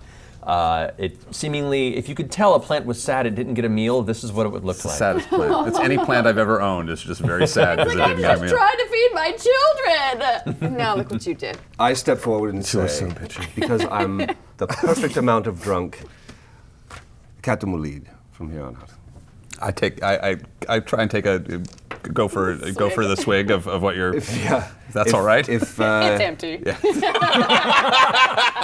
no, I mean I've got some pretty ridiculous healing abilities, so if I fall, I fall. I don't mean to expose or read over your shoulder, but are your notes, do they say shit off? Where actually, so you ever did? Yeah. Do you know when someone like says you're like writing something and then someone says another word and you end up writing that word? It's supposed to be up, but someone said, "Can we go ahead and take that off?" And I wrote off. Oh, I gotcha. Okay. But I think also that works too. I'm just laughing that those are your actual notes. Like, You know, Like a human spell check moment. if you tell someone to, then you could also tell, whatever. Just a real quick check-in with you. Does anyone have, I know you have you just used this. Unless we take a short rest, I don't get it back, but I figure we'll take a short rest once we get to wherever we're going. It's up to you. Does anyone have any skills that allows us to cover ground quickly? we can run, but beyond that, but once you run, you make noise. Yeah, all of mine are mostly melee stuff. How far from the mountain are we? Go ahead and make a survival check to gauge the distance. Survival check? Yeah. That's not a... It's just Boy Scout shit. Yeah, it's being able to look off and kind of gauge a distance based on the height of the mountain and where your placement is. Oh! There it is, baby, nat 20. Nat 20! First yay! One! So you watch as the captain... Too far. As the captain finally takes charge and decides to go ahead and lead this next leg of the expedition, you look up past the broken pieces in the canopy. You can just see the top of the mountain, and within that you could say it's maybe about a good 2 hours, 2.5 hours on foot until you reach the base of it.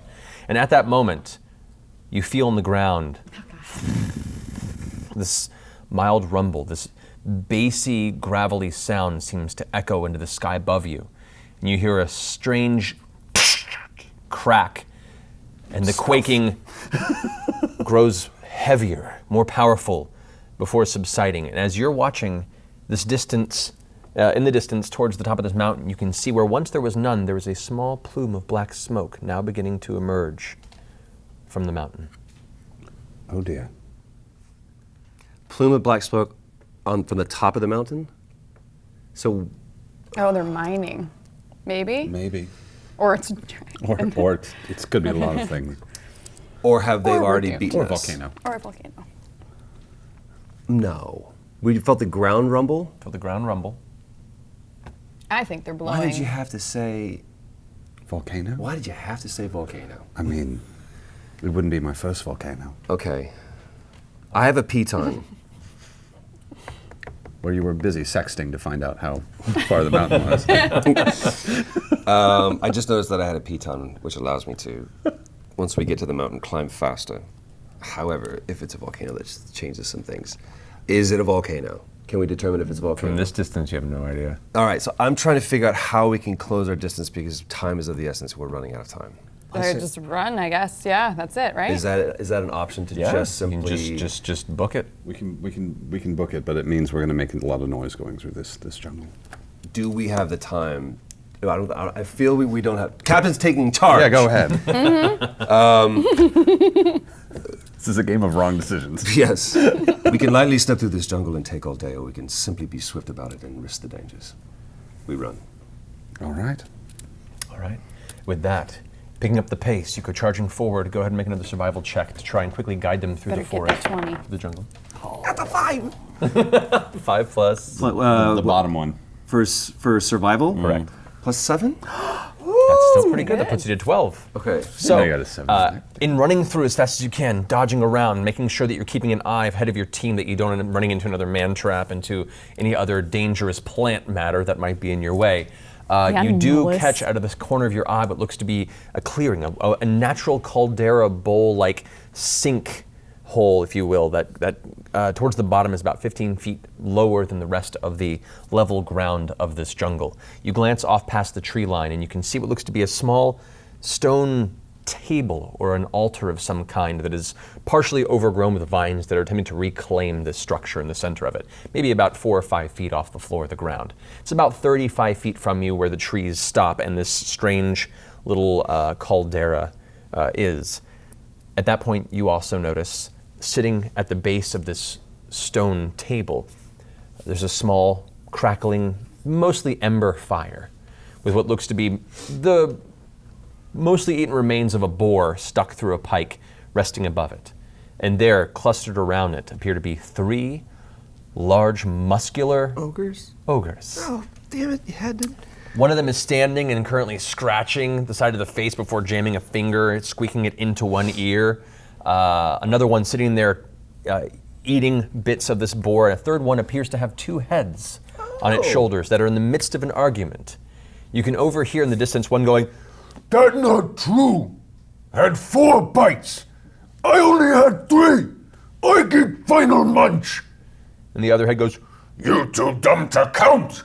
I point new finger each you bites. And looking at 5 fingers in their hand, 4. Oh, okay. I not see fingers, my bad. and goes and gives the last piece over, eating that. They don't seem to have noticed you yet. Go ahead and make a perception check, all 3 of you, if you don't mind. 20, right? 17 plus 1, so 18. 18 for the captain. 16 plus 3, so 19. 19 for the Mine's just straight 15. straight 15. Okay, that's still a great series of Yeah, rolls. that's pretty solid. Well done, team. Takes a swig from his book. The 3 of you glance over there and notice one, none of the ogres know that you're nearby. You notice that on top of this stone tablet, it looks like there is a stone chest or box of some kind that is closed. It has 2 vines currently kind of draped over it, so it hasn't been opened, it seems. Who knows what's inside? But at the moment, you have the decision, the choice to continue on, or do you wish to try and make use of this moment to parlay, to attack? What do you want to do? Captain? Are ogres something that can be reasoned with? You just heard some of their conversation. What do you think? So, okay, so there's some diplomacy or a level of democracy. Trickery, diplomacy. But they need more food, so, or we could get them to pit themselves against each other. Does anyone have any spell of deception or persuasion that you could cast, or anything that we could, to where we don't have to get involved? I'm really good at making things hurt. That's pretty much what Yeah, I'm good me at. too. When you go, well, I can heal. Could I use thaumaturgy to persuade them either way? It can be. It's very delicate to persuade because it is a big booming, Bilbo Baggins type thing. It's very useful for intimidation or to getting your point across. What you do know is that they do not see you yet. Okay, I don't want to take too long, but I just want to understand. They said, I get the last bite because you've had 4 bites. Mm-hmm. And what was the other one's response? The other one says, no, I've been counting how many bites you had on my fingers. And there's an argument over math, and they're both wrong. So you gather they're not the most intelligent creatures. There's something that says I want to just give them, I want to just have a whole pack of boars come forward and go, take your pick, gentlemen. I don't have my summon boars. There's 3 of them. There is, yes. So 2 of them are fighting. What's the third one doing? There's that kind of 2 that are eating. There's the one with 2 heads. Right. And then there's another one that's just quietly feasting on its portion of the boar. And there's a third one that has now moved on to the other ear and is currently clearing it out. Good for him. And since he's standing at his full height, you see he's probably around 10 or 11 feet tall and is just made of muscle and blubber. What do you think? Are ogres known to be cannibals? You don't know about these ogres. Some have been known to eat meat regardless of source. You want to try it? What about, Taliesin thought this up, and it was brilliant, Zone of Truth, since one of them are, since they're kind of lying to each other, if we cast that, and then they're forced to be honest with each other, would they start infighting? They might. I'm gonna try that one. What's the range on the spell? 15-foot radius sphere. So it's around you. So you'd have to be range close. 60 feet. Oh, range 60 feet? Oh, Then I'm never sorry. mind. Oh, I'm sorry. Yeah. Yes, Gotcha. my bad. So I was yeah, like, you could cast it at a distance if you'd like. Do you want to do that? Takes a swig. Let's do that. All right. Okay. This is the weirdest. We're the worst crew ever. You say that. Just keep in mind it only lasts 10 minutes. But that should be enough that's time, like right? more than It's enough a lifetime All right. in D&D. All right. 20, right? So you walk up, you kind of put out your gauntleted paladin hand and concentrate. There's a brief shimmer of energy around that group. What's your spell DC? It should be under your attacks area there. Spell DC is 14. 14. All right. So for each, nope. That is a 12 minus 1. Yeah. That is a 10 minus 1. Yes. And that's cocked. That is a 3 minus 1. Did we do it? Did we do it? All three of them failed, and so as they're eating, Oh. the other one turns to the other and goes, Well, I mean, I'm really just saying what I want so I can eat this food. the other one goes, I find that very hurtful. and the other head turns back and goes, Well, you never pay attention to my needs. and that one goes, Your needs are my needs. We're the same body. the other one goes, But I wish we weren't. Always. Always the same body. and the other one looks This is back at it and goes, outstanding. Dr. Phil standing off the side. I think we understand what these people read. They're not monsters at all. So you lied to me. I've never lied to you. How often do you lie? and the other one goes, All the time. That way I eat twice as much as you. and starts getting confused as to why this deluge is happening. The other two ogres kind of stand up and go, Boss, why are you being so honest? and kind of looks at me and goes, You be quiet, you dumber than rest. And you, the one with his finger in the ear, I only saved you because you carry all the heavy goods. and that one looks back at him and goes, Yeah, makes sense. and they go back to eating. Come on! What else are you gonna do? Do you want to incite this? You gotta find something to trigger it. I don't have anything that would work, I think, from a distance, like to slap one of them or whatever. You know, like if, amongst the arguing, does anybody have a spell that can hit him from a distance? I don't know if I want to. I have always. Go, just I go. have, Just I have do a something third. dumb. I have a third level spell, Psychic Scream. You project a phantasmal image of a creature's worst fears. It's a radius around you, though. So you gotta get Guys- closer. next to them. Between the honesty and now potentially seeing Let's try ghosts, Pirate Roberts this shit. Let's do it. these guys are gonna be like, what kind of bad ergot did we eat?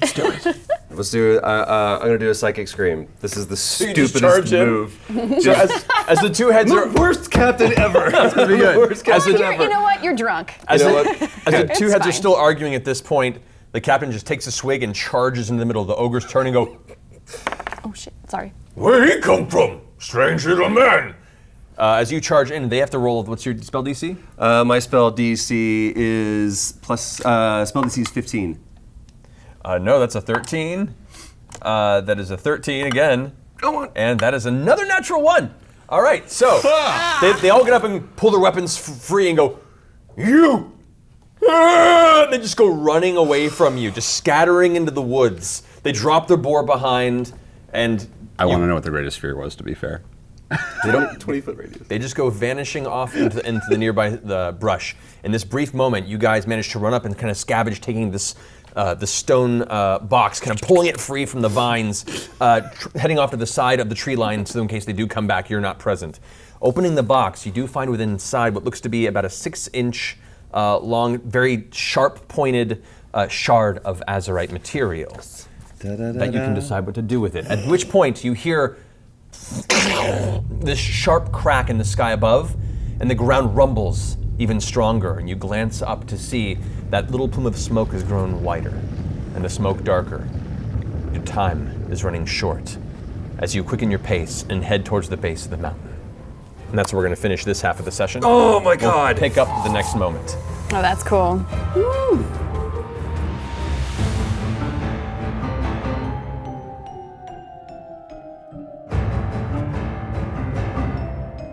As the rumbling of the mountain continues to occasionally pulse through the island, the Alliance, having made haste without rest, managed to reach the base of the mountain in advance of the opposing side. You guys have had the opportunity to survey the land. You've gained some information from the time that you've had here. You notice as 3 figures emerge from the brush. So first, I would ask the Alliance, you can place yourselves wherever you'd like on this battlefield. This is the mountainside here. The jungle line is beyond the board in that direction. Nullas, hide yourself here. I'm gonna take right by the, and I'm gonna take a hide action. Make a stealth check. That's 18 plus 9, so that's a 27. Lovingly, You guys have no idea that he exists. Place yourself here. And for myself, place myself in the open. Here. Before I go into hiding, can I drop some ball bearings? You may. Just that little pit between the two cliffs, right next to the lava, right over here. Okay. That does make noise. Yeah. So as you guys emerge from the jungle line, you glance up, you see some quick movement. You watch as an armored, stout dwarf with dark, kind of fold-over hair, kind of Tobey Maguire Spider-Man 3 style, goes very awkwardly climbing up the side of this portion of the rock, and then is trying to hide around a rock. And that's not. You put me there. But I thought we had 20 minutes to be able to do that. Well, you had 20 minutes to look at the environment. You didn't know when they were emerging until now. No, you're fine. I'm in the open. You do see up here on the edge of the mountain range, amongst these large, spiky veins of azurite that you can see scattered amongst the base of this mountain. This must have been the mother lode that had been whispered about throughout the various halls of the Horde across the islands nearing Kol Taras. You begin to move ahead where you guys can place yourselves where you'd like to be on the opposite end of the battlefield. What do you think, Ken? I say we stay together. Okay, Don't I like split that. up. We have to stay together. All right. So let's get on the opposite side right there. Opposite side. We're sticking together. We need each other right now. Yeah. Yes, stick together. Makes for an easier target. Oh! That dude's trying to steal my style. He's got the emo hair. I noticed this. As you guys begin to approach, you see the one clearly visible figure up here, if you would mind describing what they see. Staring down with you with steel eyes. I, the left one covered with a patch. Scar flowing in the wind. The waves of heat emanating from the lava that stands between our party and yours. This guy kind of looks like a tool. I think we can take him. Yeah, you know what? I think I recognize this guy. You do, Thodak, actually. Looking up at this figure, it's been a little bit of time, but you recognize the attire, you recognize the sense of self-importance.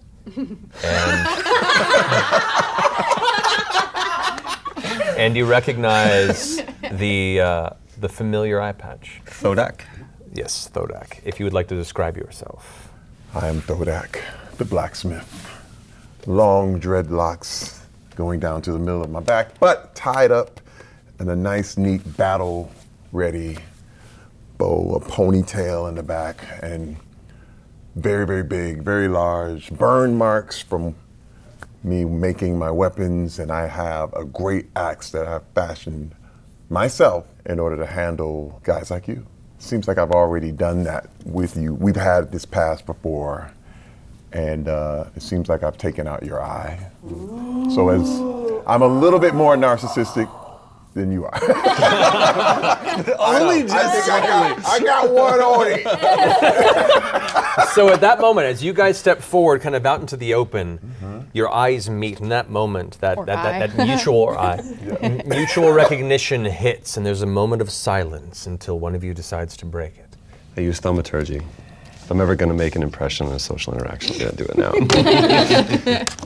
Thodak! We meet again. Come, share a drink with me. I think you might remember this gourd of grog. I gained it from you. You also took something from me. My eye. Make no mistake. I mean to take much more of that from you. What is your name?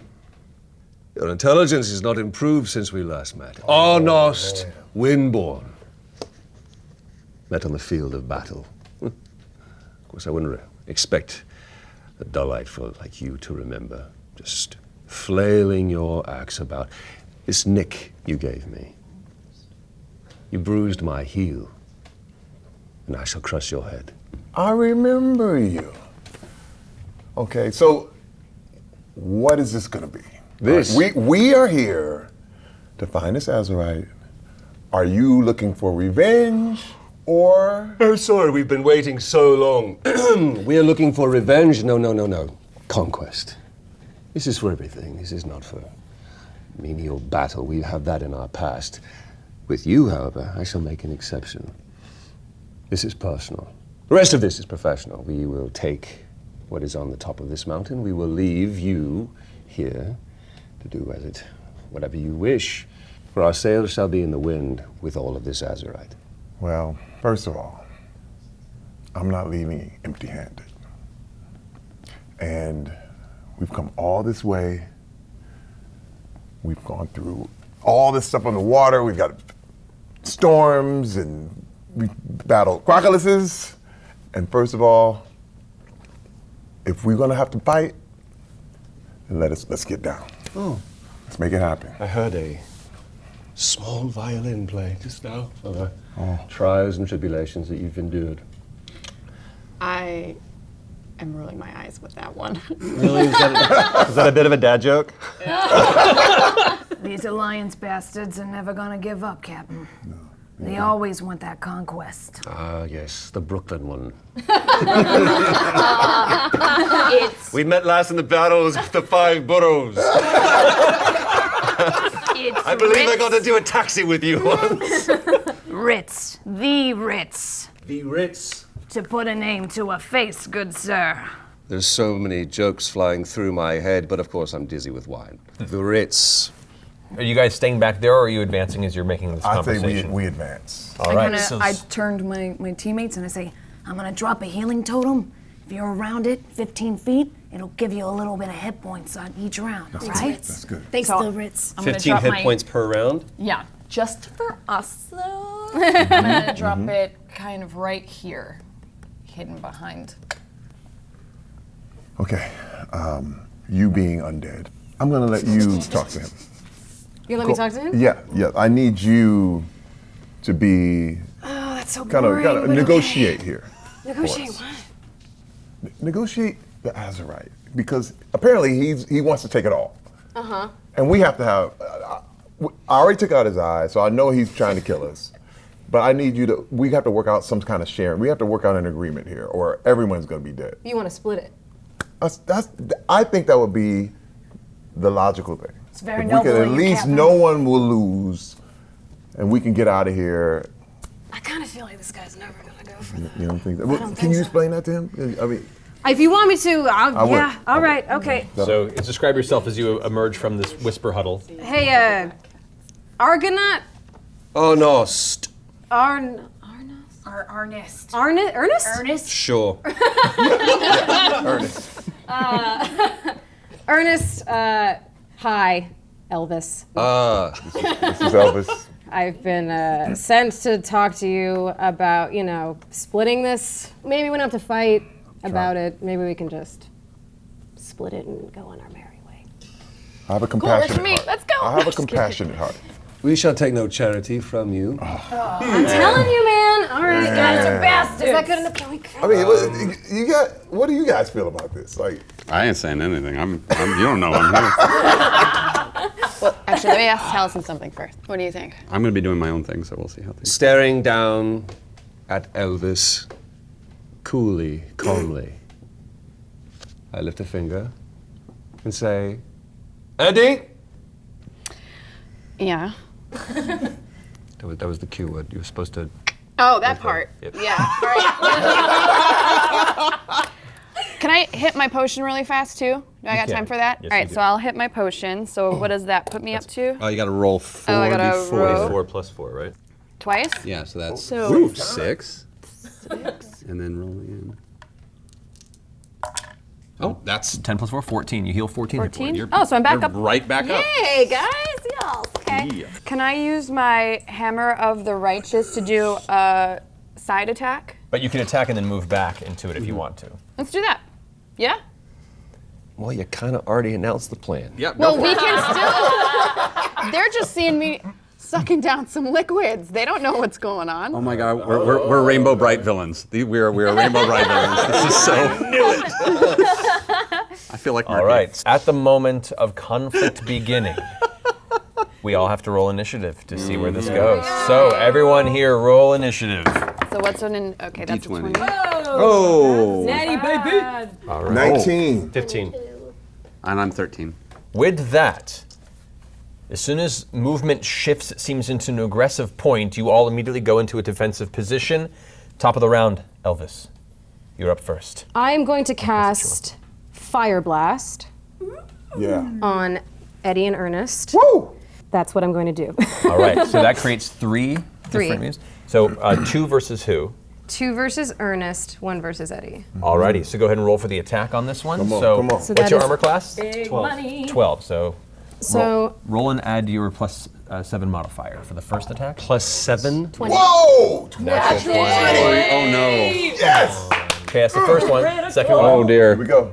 This might be time to. This might be time for extreme measures. 18! All right, so that's 2 hits on you, and then I roll would for the recommend third some one extreme- against some Eddie. extreme measures. 13, so 20 with a 7. 20, Oh what's your my armor God, class? really? 19. All right, so all 3 hits. So roll 4d6 against Arnost, and then roll 2d6 against Eddie. This is a critical. 6. So 7 times 2, that's 14 points of fire damage. Okay. And The next one is 4, and roll again. 2, so it's 6. All right, so it's 20 points of fire damage you took as these arcing blasts of fire shoot out and slam into your body straight through the air, and then roll 2d6 against Eddie. Okay. 2, 4. So 6 points of fire damage to you, Eddie. All right. And you can move if you'd like. I will move. Where should I move, Cap? I was thinking of moving here. Yeah, that sounds good. Okay. All right, so you move and shift over behind this tree, kind of getting into that space next to the Azurite. All right, as you move towards the Azurite and kind of hold your position there, there's this weird like surge of arcane power that kind of fills you. Ooh, I like that. All right, that ends Elvis's turn. Now we have Eddie and Thodak going at the same time. Could you guys both roll dexterity checks to see who goes first, since you're on the same timeline? So go ahead and roll a d20 and add your dex bonus, which is 0 for you. So just a straight roll. There it is. And for you, So 5. 4 plus 1, no, 5. Wait. 5. Does she get advantage on that roll or no? An ability check you do, because you're So next to roll it, so again. roll again. I rolled 5. Come on. You rolled 5? Yeah. Come on. One more. That's okay. That's 6, that'll put you ahead of Just Thodak. above. I got 5. So the proximity of the Azurite instilling you with its energy gave you the ability to just push over there, so you get to go just before Thodak. What are you doing, Eddie? So I'm gonna go for Thodak. Okay. So you can move You got this, Cap. there. We'll get you right. And Eddie versus Thodak. This dwarf rushes around the corner, dark hair in the face, a little bit of eyeliner, with a shield and a large warhammer swinging in your direction. What are you doing? I'm gonna do a oh god, I've got a heart. I'm having a heart attack. Pretty big. I got a big old axe too, boy. Hammer of the Righteous. All right, so you use your bonus action to cast Hammer the Righteous. You watch as the dwarf turns around, raises their hand, and a flash of divine energy swirls around their warhammer. So go ahead and roll for an attack. It's the first one. Oh. 2 plus 6. 6. 8. Your armor class is 18. Nope. Yeah, no. The hammer goes way. flying, and just glides off Right of up the on heavy the armor. grip. Ding, ding, ding, ding, ding, ding, ding. Too much. Ding, ding, ding, ding, ding. A single tear rolls down my cheek. Throw that. Go again. But I got one more. Yep, one more I'm attack. All right. gonna sniff up that tear. Come on. Dice, if you do not work, I am literally gonna throw you across the room. Please do this.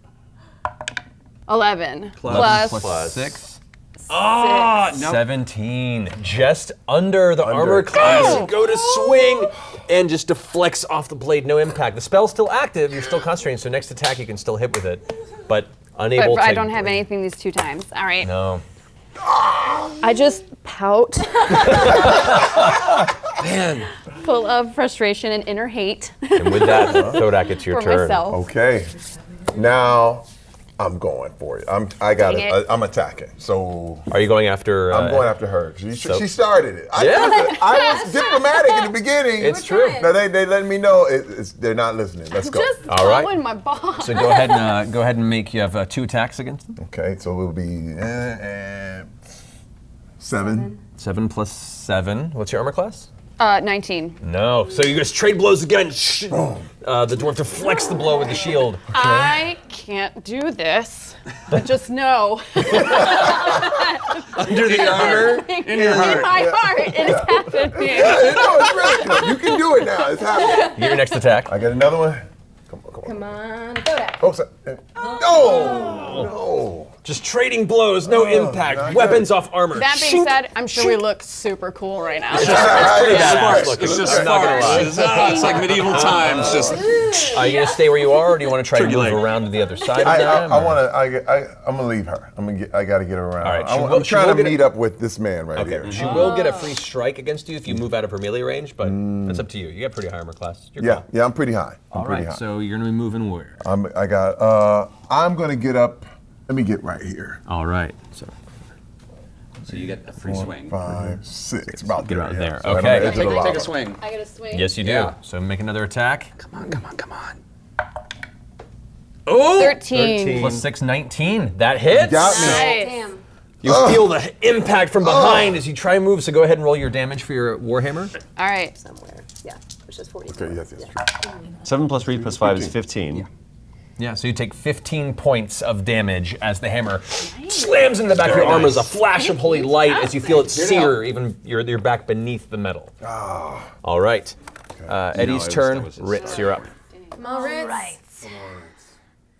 Captain, between Eddie and Ernest, who do we not want to deal with the most? Arnold. Arnost. Arnost. It's a family name. I'm going to, let me see, I'm going to move up a little bit, and I'm going to cast Hex. There you go. Work your magic. I have not had a chance to defend myself. You're the one that stepped out right into the middle. Yeah, he's right there next to it. And you're like, I'm going to say, Captain, do you like frogs? And I'm going to turn Arnost into a frog. You need to make a Constitution saving throw for me. With advantage because you are in proximity to. See? Here to help. See the R's in there. 13 plus 1, 14. That's right. What's the DC on it? 14. So you succeed. Damn it. Resist it, unfortunately. So you feel this magical impact, and your body feels like it's wanting to shrink and condense into a smaller form. Plus advantage, because I'm by the Azurite. Yeah, you can roll again if you want to, but you already succeeded. got it. I thought you said that she succeeded. oh, no. Sorry, You did it. Yeah, I Sorry. succeeded. So you're good. You got it. You resist the effect. You are not transformed into a frog, which would have been bad. That would have been amazing. Damn, that would have You're gonna been have frog legs. So You're gonna have frog I legs. know, it would have gone Won't so get good to with use the this frog. miniature, unfortunately. Yeah. Right in the Although, still would have been devilishly handsome. Very Yeah, handsome. that's true. Very handsome. I'm going to use the rest of my More than I movement to go back the Yep. other two and kind of tuck in here. Didn't work. there you Get go. safe. Arnost, you're up. I want to first heal from what Elvis did to me. All right. So I'm going to take my potion of greater healing. Go for it. So roll your 4d4 plus 4. 44 plus 4. What? Right? Mm-hmm. Anything else? No, that's it. Just those that- two twice in a row? These two. Yep. Come here, you. That's 3, and then roll it again. 4, 5 plus 4. So you heal 9 hit points. 9 hit points. So I take a swig from the potion as if it's a whiskey. I wipe my lips. I feel like he's had practice. Really, it's such a smooth movement. Thanks for that. I needed a drink. Okay, all right. And as a bonus action, cast Smite. Alrighty. Against Elvis. Elvis, I need you to go ahead and make is it a wisdom saving throw? It is a Or dexterity saving throw. Here we go. 15, That's 18 with my dexterity. Yes, that is enough. So Yeah. you try and smite. Hey, it was just more of a this, so that's cool. I ain't trying to hurt nobody. Man, it feels like we're so evenly matched. Do you want to move or to stay put? All right, so let's go back to the 50-50 thing. Maybe, no. So now I do what? You can move if you'd like, or do you want to stay put? You have a large, hulking, armored orc rushing in your direction. The only thing that I can do right now is either move or not move, correct? Yeah, because you've used your action and your bonus. I choose to stay. All right. As Arnost holds his ground, Nullas, it's your turn. I'm going to just pop around just close enough to get close enough to the Azurite on that corner right there. Not all the way around, just going to tap the Azurite. And I'm going to take a shot at Ritz with my pistol. Okay. So I get advantage on that shot? It is your first attack that round, so yeah. All right. Oh, I love those die. That's an 18, so yeah, 18 plus 6, that's That 24. hits. That hits.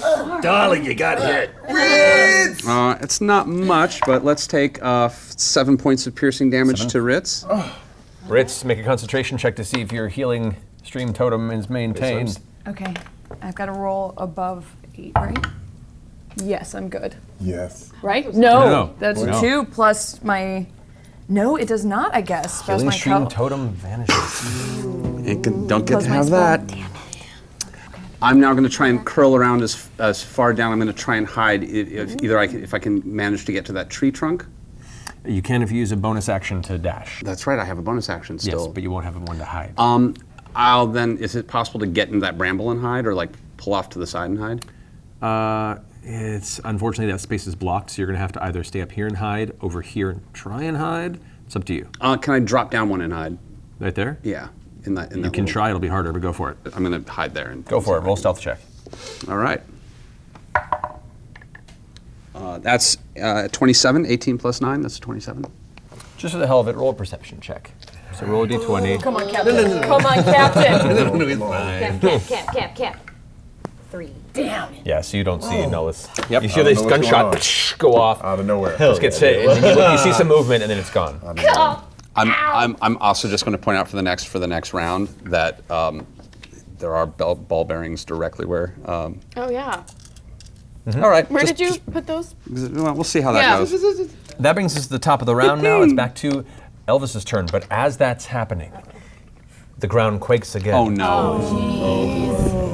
And you watch as at the base of the mountain, right here, the rock begins to shift and move as the shale begins to splinter and open as a hulking form emerges from the volcano. As this elemental lord with a giant shard of azurite protruding from its chest, its eyes wild with madness. It's going to go ahead and take a swing with reach against you. And it's going to take a swing with reach against you. Okay. Oh, whew, I thought that was going to be me. Yeah, we're right there. We're right there. Sorry, guys. That's going to be a 19 to hit against you. What's your armor class? 18? 18. That hits. It's such a cinematic moment. The two captains, and then right in between. You take We must band together. take 8 points of damage. Yes. And then attacking you, that's going to be a 23 to hit. I'm pretty sure that hits you. And you take, that's 7 points of damage to you. Down to 22. So just slams out to each of you. That's like 27 right now. Yeah. Okay. I got you, Cap. Okay. You can see how like the azurite's protruding from it right now, and it's just in the process of frenzy raging and everything in its vicinity. That brings us to Elvis. I'm going to move. Yeah. 5, 10, 15. Yeah, that gets you right up there on that edge of the 30, cliff right yeah, there. That's 30. And I'm also next to the Azurite, right? So I'm You going are. to try to freeze Arnost. With Frost Nova. using Not your Frost Nova, yes. That's a bonus action, right? Yes. Yes. All right, so you watch as the undead mage kind of rushes, scrambles up the cliffside, right almost near your face, Arnost, before a blast of cold, freezing energy radiates outward. What is the effect of the spell? Let's see, they have to make a dexterity saving throw. So go ahead and roll. You do have advantage because of the Azure. Oh! Natural 20 resist. Not great, not great. They take half of the damage. Right, so roll damage and you take half of it. So 1d8 plus And you are not 4. frozen in place. It seems like it would lock you into your current position, but you managed to break free of it. It doesn't have as much of an impact. So you take 3 points of cold damage. So now I will throw a fireball at the dude in the middle. Big, Okay. big bad boy. Go for it, roll an attack. Okay. My feeling is a big Nice. 16 16-year-old plus 7. plus 7. That hits. Go and roll damage. 2d10 fire damage to the Earth Elemental Lord. 8. 7. Nice. 15 points of damage. Yes. After it's finished raging and swinging its fists around, you blast it in the side with a fireball as it spins around. It looks like a large part of its chunk is kind of blasted out, and there's a crater there that's still kind of burning in embers from what you left behind. Okay, nice. Good job. That ends your turn? That is my turn. Alrighty, that brings us to Eddie. You're on Captain, deck. what would you like to do? Oh, no. You're the captain. You have to. Sometimes you have to make your own choices in battle. What do you want to do? I am turning back around. I'm coming after you again. All right. So you move and climb over the top, landing on the side. Can I land in a way that gets me next to for the bonus? Right there you can. Yeah. Okay. So your first strike has advantage as you swing down. No? Actually, Yeah? no, you wouldn't be No? able to get next to it because you're right there. All right. Yes, you wouldn't be able to. You'd be there. What do you want to say? No, I'm just trying to figure out. I where haven't the- fully planted my feet in that lava yet. I'm dancing. I could still move. It's hot. I could still move. It's your maneuver. What you got? All right, I'm gonna just So try 2 and strikes at Thodak. Go for it. hammer of the righteous back on Hodak. How do I? All right, so you use another Hammer of the Righteous. This All one, right? So bonus action. Yep, and then make your attack. Wait, how many? Oh wait, so I'm down to 1. Wait, no, I'm down to 3 right here, right? You're down to 3. Yes. This would be Okay. your. You'd be using other ones. You're down to 2 after this. Shifting gears. I'm gonna help for the greater cause. I'm gonna go after him. All right, go ahead and make a swing. Oh, you love that 5. 5. 11. 11 is Yeah. the armor class. That hits. Okay, cool, good. It's a very big creature. It's not very hard to hit. That's true. Yeah, that's a good point. So go ahead and roll your damage on that. It's the D8 plus 2d6. Roll that, and then you. plus 3 to this. I mean, 7. 10. So 10 points of damage. All It's not right. bad. It's not great, but it's not bad. No. You're not doing anything. And you had your second attack. You get to swing again too. Oh, and I get to swing again. Yes, you Same do. thing, right? Same roll? No, yeah, this one. This one, and then that one again? Yeah, and then just the D8 this next time. 6. Is that a 6 or 9? That's a 6. Yep, that hits as well. 6 All right. 6 plus 6 Take 'em brings out, it to take 'em 12. out. So 1D8 is what This I did. one? Yeah. Yep. How many hit points do you have? 27. 3. So 6 points of damage. So with both slams of your warhammer into it, you're like carving away bits of its harder kind of shale exterior. It's taking damage, and you can see it's not in danger or anything, but it's Yeah. it's definitely able to be carved away over time. That ends your turn. You're up, Okay. Thodak. All right. I say, Get out of there. I think. yeah. I listen. Let's get this big thing out of the way. I'm swinging right at him. All right, you're just out of range to strike it because there's a little bit of lava, so you have to move around and up. If you Oh, want. okay. Then I'll do some movement. I think can I get behind him and You then can strike move from up here the and back? strike there. There we go. There we go. You do get a swing on him as he moves out of your movement if you want to Yeah, take I'll it. take a little pot shot. Go for it. What the?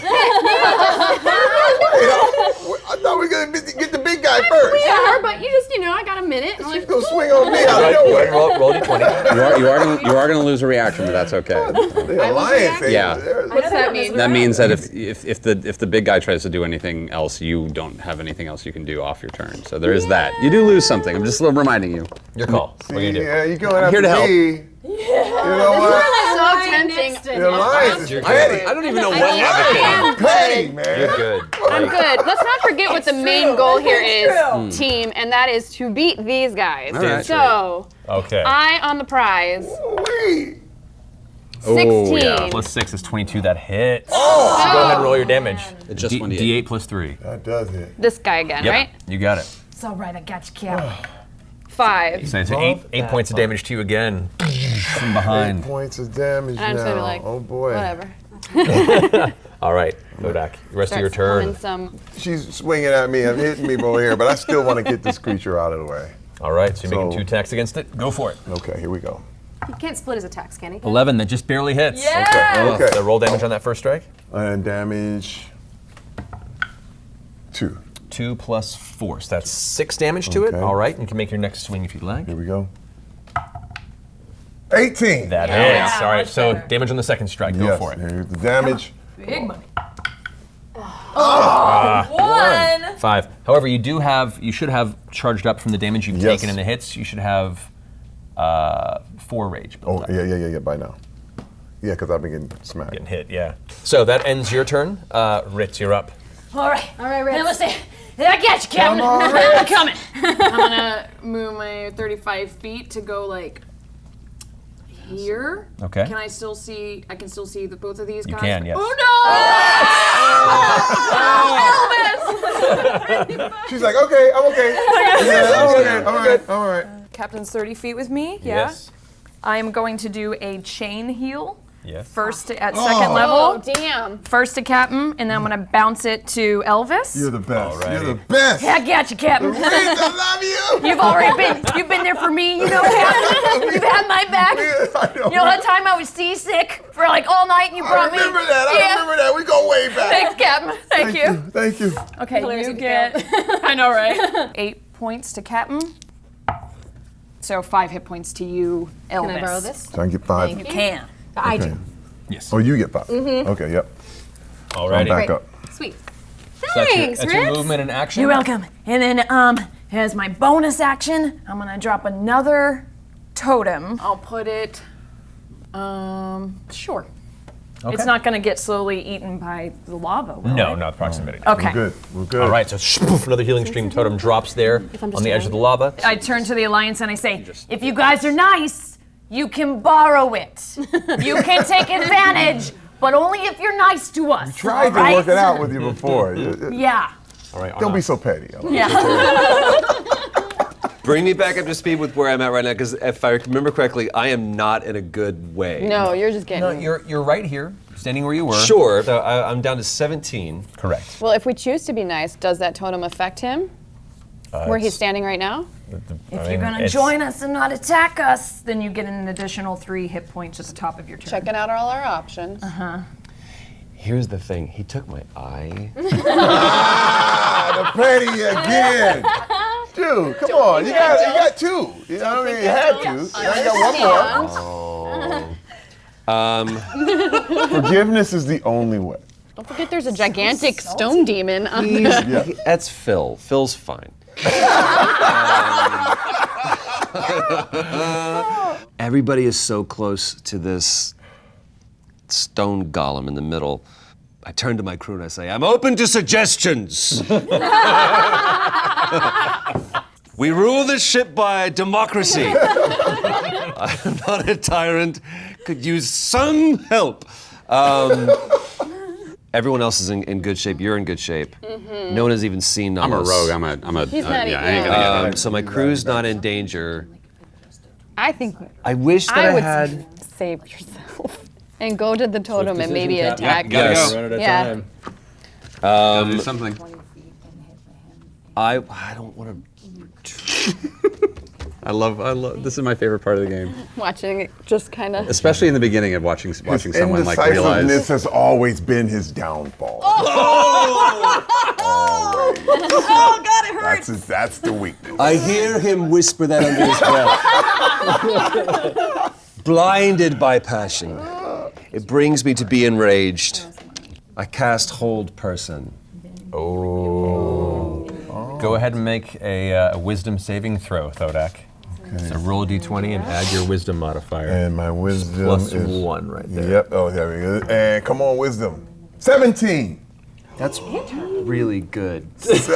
18. You are rolling very well. Yes. Crazy well. So resist the hold person. You feel your muscles begin to lock up and seize, and you shrug off the effect. Glancing over your shoulder, you see Arnost there, hand extended towards you, looking a little sheepish. I get a bonus action, but I don't get any bonus for being close to the Azurite against him. No, it's only for your defenses. Sorry. No. Well, I mean, talk about the most impotent play ever. Oh, buddy. Welcome to Wizards, there's man. still Yeah, this. welcome to spells. I take the Azurite shard, hold it in the air. Ooh, he's gonna do it. As a bonus action, I jam the shard into my leg, filling me with latent power. Okay. And I laugh because it does what exactly? It gives you an additional plus 10 movement. So you have more movement speed, you can move further, and you have advantage on strength and dexterity saving throws, as well as ability checks. So it helps you out situationally on certain things, on avoiding spells and things that you have to jump out of the way. So But I was only suggesting it, and you have 17, and it stops at 15. you have the shard in your leg. So yeah, put me there, puts me still close to the Azurite. Yeah. Okay, that ends your turn, Arnost. Nullas, you're up. Can I make it to the big creature? Are you gonna try and go in just straight? Straight. I'm gonna try. Yeah. It's back is turned. I'm just gonna go in for a surprise attack. That's what we got to do. Get rid of him first. You can if you use your bonus action to dash. I'll use my bonus action to dash. There you go. Get her on there. That gets you right. In order to do it, you have to get right next. Okay, I know. I'm just gonna We're gonna. And I'm going to do a cheap shot. I'm going to take a cheap shot against the creature. We had to be stealth to do so. Well, so, wasn't I? I was stealth down there. I was. You were rolled. actually, yeah. So you would have, with the dash action, you get there, and it hasn't quite noticed your presence. So, all right. So it's to make a Constitution saving throw. Yep. That is a 5 plus 5, so 10. Your DC is 14. 14. So you gain 2 combo points. Yes, and I do. it is stunned. Ooh, that's Which means fun. it cannot take any action on its next turn. Yeah. All right. There we go. Which is good because it's its turn next. team. How much speed do I still have left? Do I have any speed left? You have maybe 10 feet. Is this the first we're seeing of him too? Yeah, So he just appeared He next just to him? appears after slapping the side of his creature's head. Yeah, an elf, and she looks like she's basically made of marble in a cloak with swords. Is just obviously bored by everything. She's just unhappy with this whole situation. So you do have movement if you want to move somewhere. Although I have a reaction. Yeah, it's up to you. You haven't been hurt yet. It's your call. No, I'm good. I'm going to hold. Okay, that finishes your turn. It is now the elemental's turn. It is sitting there, unable to move from being sapped in the back of the head with the base of your rapier. It loses its turn, can't act, and regains it after the end. So that's all it can do. It can't attack anybody. Elvis, you're up. I'm gonna take a 3 healing. You got 3 hit points, yep. Which is great. Thank you, the Ritz. Yep. And I'm going to cast. Can I target? What is your name? Kind elf lady. Nullas. Nullas. So I'm gonna do a fire blast. Cool. And I'm gonna go 1, 2, 3. Okay, 1 to each. 1 to each. So go ahead and roll first for Nullas. +7. 20. Natural 20. Yeah, Wow. Uncanny dodge. Isn't that like your third All right, so you take half damage. So go ahead and roll on that. Okay, So roll got it done. 2d6. 2d6. 5. 10. So it would be 10 to 20. You uncanny dodge, so it's back to 10. 10. So you take 10 points of fire damage. Roll against the elemental. Okay. 12 plus 7, that definitely hits. Go ahead and roll damage. 2d6. Okay. 1. 4. 4. 3. 7 points of fire damage to the elemental. And then roll against Eddie? Eddie the dwarf, yes. Okay. 7 plus 7 plus 7, 14. That misses. Damn. All right. It Hard to just hit. goes back You're on the outside, very hard to hit. splashing off the armor with no impact. armor. The elemental is starting to look pretty hurt. All right. And then Elvis? I'm going to move.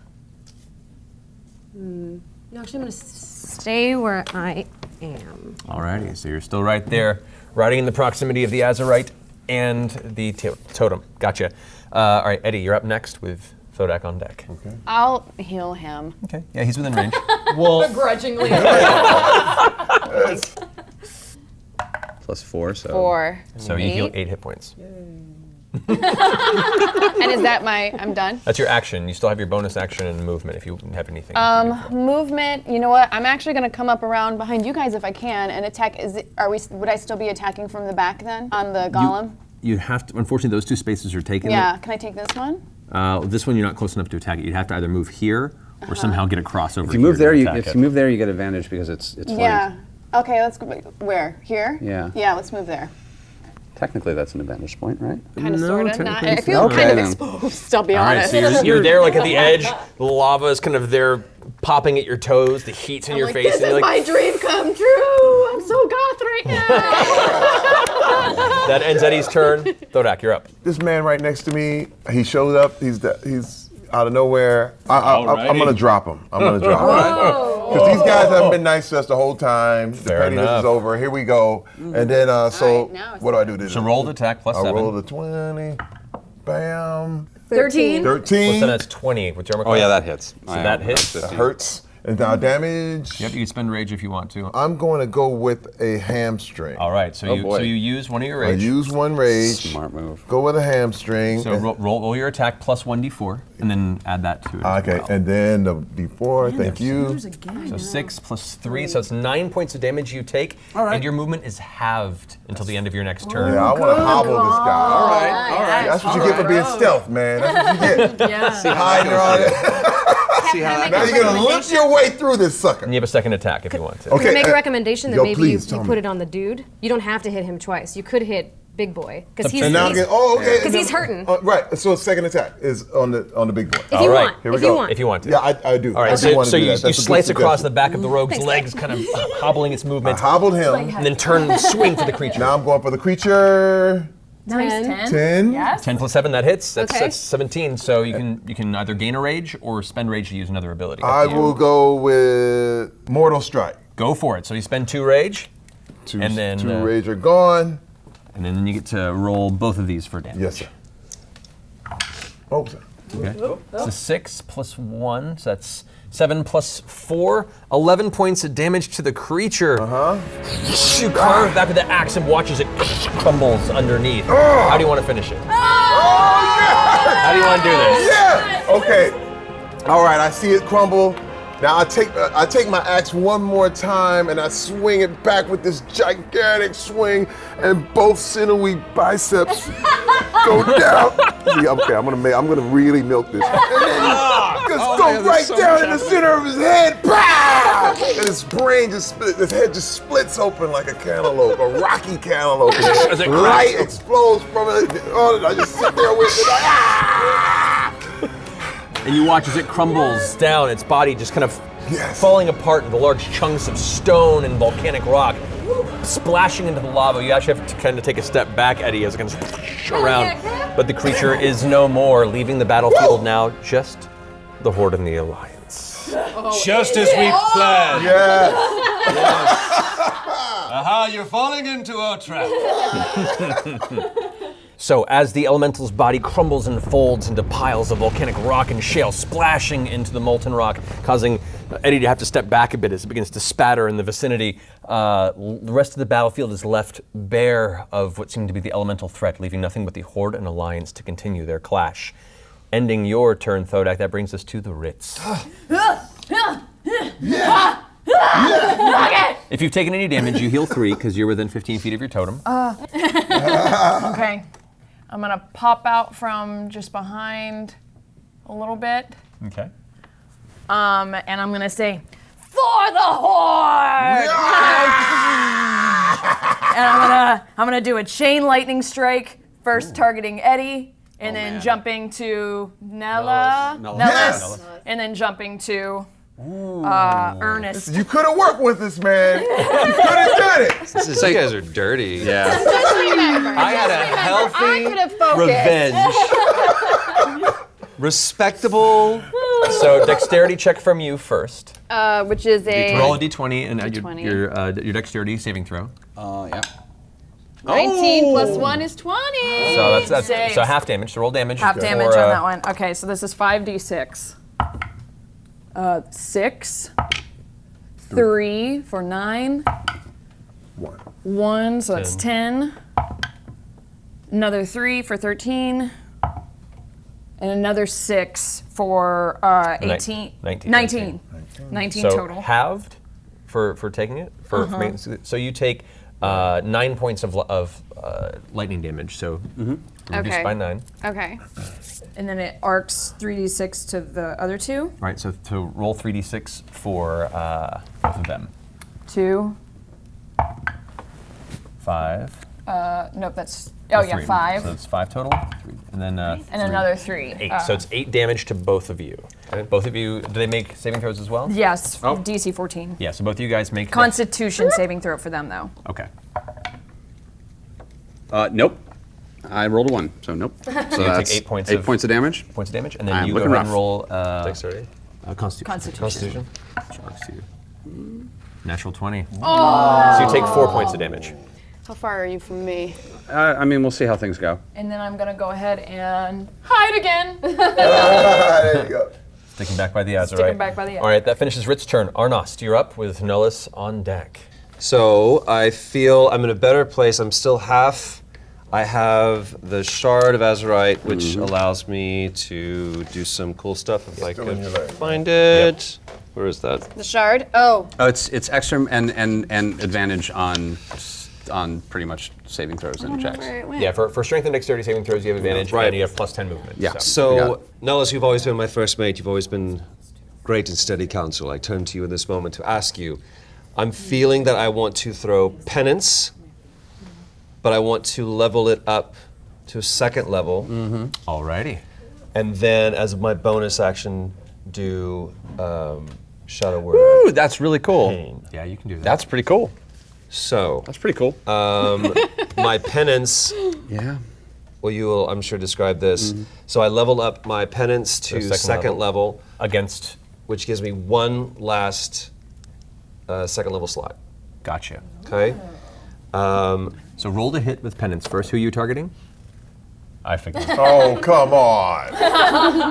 This is personal. I'm ready for you. Now, because you are next to the Azurite, you have advantage on this attack. So roll twice.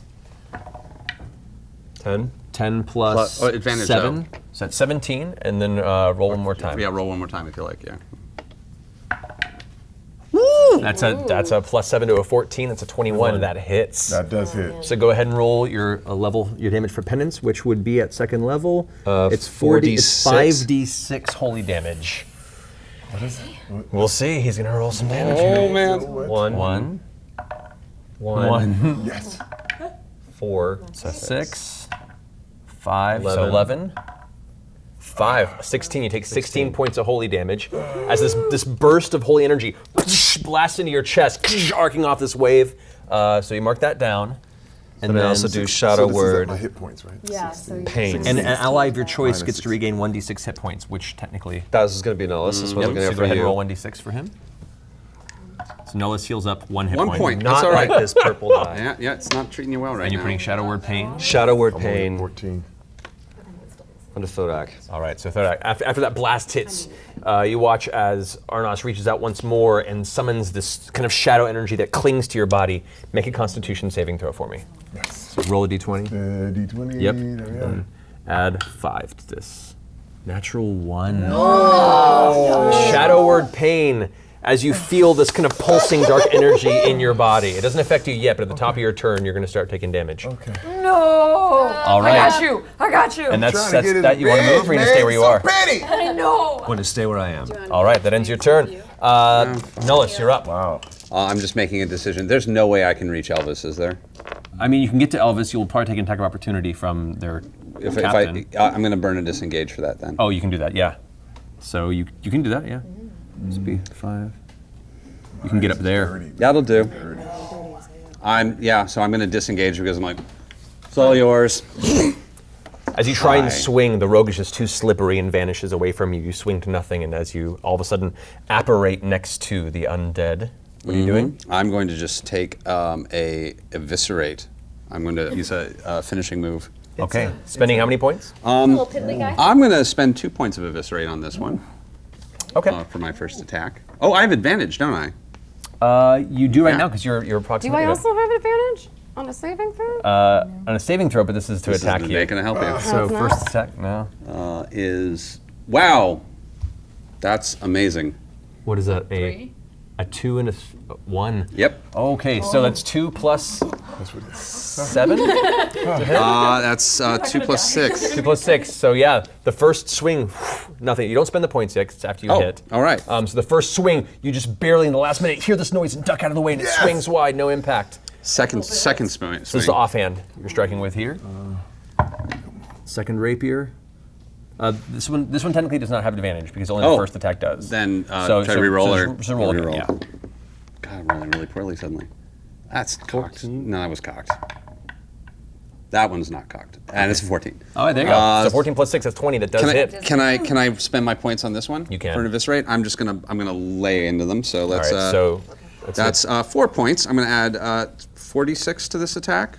Correct. All right. 4d6 for this strike. Wow. So that's 6, 12, 13, 14, 15, 16, 17, 18, 19, 20, 21, 22. No, and that's 21 because it's offhand. 21 points of damage as this rapier just carves through your body from behind. Jeez. Bastards. Alrighty, that finishes your turn, Nullas. Top of the round, Elvis. I'm going to blink. All right, so you just wink out of existence and appear anywhere within 30 feet. Where do you want to appear? I want to appear In the lava. over here. Is that too far? 5, 10, 15, 20, 25, 30. That's as far as you can get. Okay, I'll play next to Cap. All right. I don't get an attack of opportunity. Not with blink, it's a teleport. That's fine. Sorry, that's your bonus action. Okay, so that's my bonus action. So now I'm going to do Fire Blast once more. Okay. This is your third and final second level spell. I will do Dragon's Breath on their captain. Mm. So each creature, blah, blah, blah, they must make a dexterity saving throw. So you make a dexterity saving with advantage because you're next to the Azurite. So roll twice. Roll again. 8, that's not enough. So you watch as suddenly their undead mage appears before you, spins around, takes a deep breath, and releases this gout of flame that sprays in your direction. So go ahead and roll your damage. 3d6, so 6, 5, 11. 6. Oh! 17 points of fire damage to you. Wait. Thank you. Sometimes it's good to be undead. What are you at? 18. So you're not down. All right. So you guys got one. 1. But you lose the shard stuff. Oh, and he loses the shard. The shard does lose the shard. shatters now off of the leg. Alright, I'm gonna try and do this with him. All right, that finishes your turn. Unless you want to move still, but I think. I'm okay. Okay, you're okay there? All right, that finishes Elvis's turn. Eddie, you're up.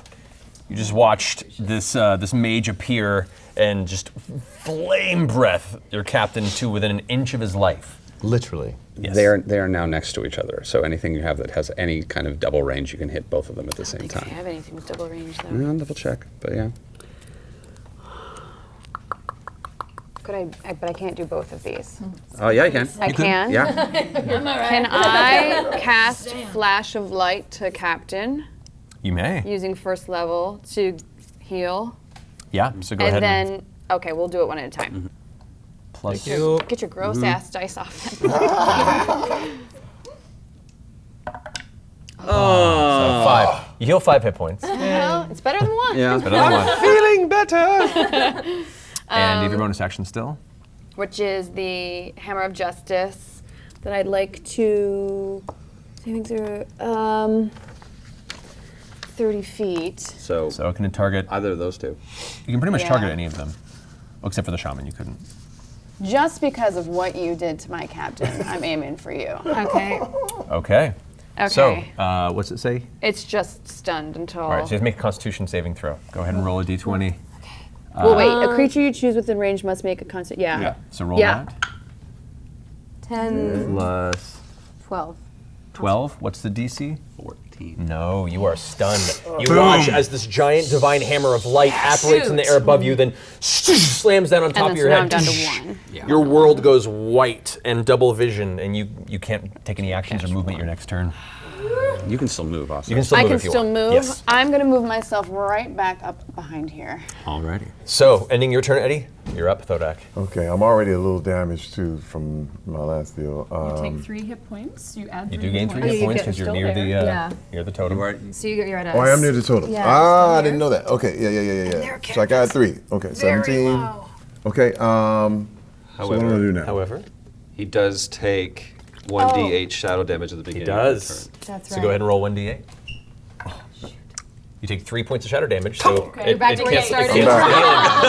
cancels the healing. Okay. I don't learn you. But my Azurite shard. You got one yeah. too? Yes, sir. Oh, you didn't know that, did you? Oh, you didn't know They that. found one on their adventure Then you as would have well. been my Of buddy. course I'd have they told did. you. It's over. I shoved this sucker into myself. All right. Okay. Now what does that mean? So your speed has moved to 40 feet, so you can 40 move feet. further. So I am going to now. You know what? I don't want to go too far. I'm going to get next to my. This is Arnost, right? Yeah. Arno. I'm moving over here to you. Can I get right. right Don't next put to the him? lava. Yeah, I can't get in the lava. You can get right there. So I as get you're right sitting there. there, you watch as the hulking figure of Thodak starts charging up the side of the mountain, axe in hand. Face off. I have dreamt of this moment for 2.5 years. Well, you can only see it with one eye. So now. Swig. Okay, what do I get to do now? It's up to you. You have three rage left, and you have 2 attacks. Yeah, I'm attacking. Go this for guy. it. So make your attack roll. Do you want to use any of your rage? You do not have advantage because you. Can I go? I can't get into a rage yet? Can I? Well, you attack to see if you hit, and then you can spend. Okay, got it. Boom, boom. 12. 12 plus 7, that hits. 12 plus 7. That hits. Go ahead and roll damage. So it's And this is damage. 5. 5 plus 4, it's 9 points of damage.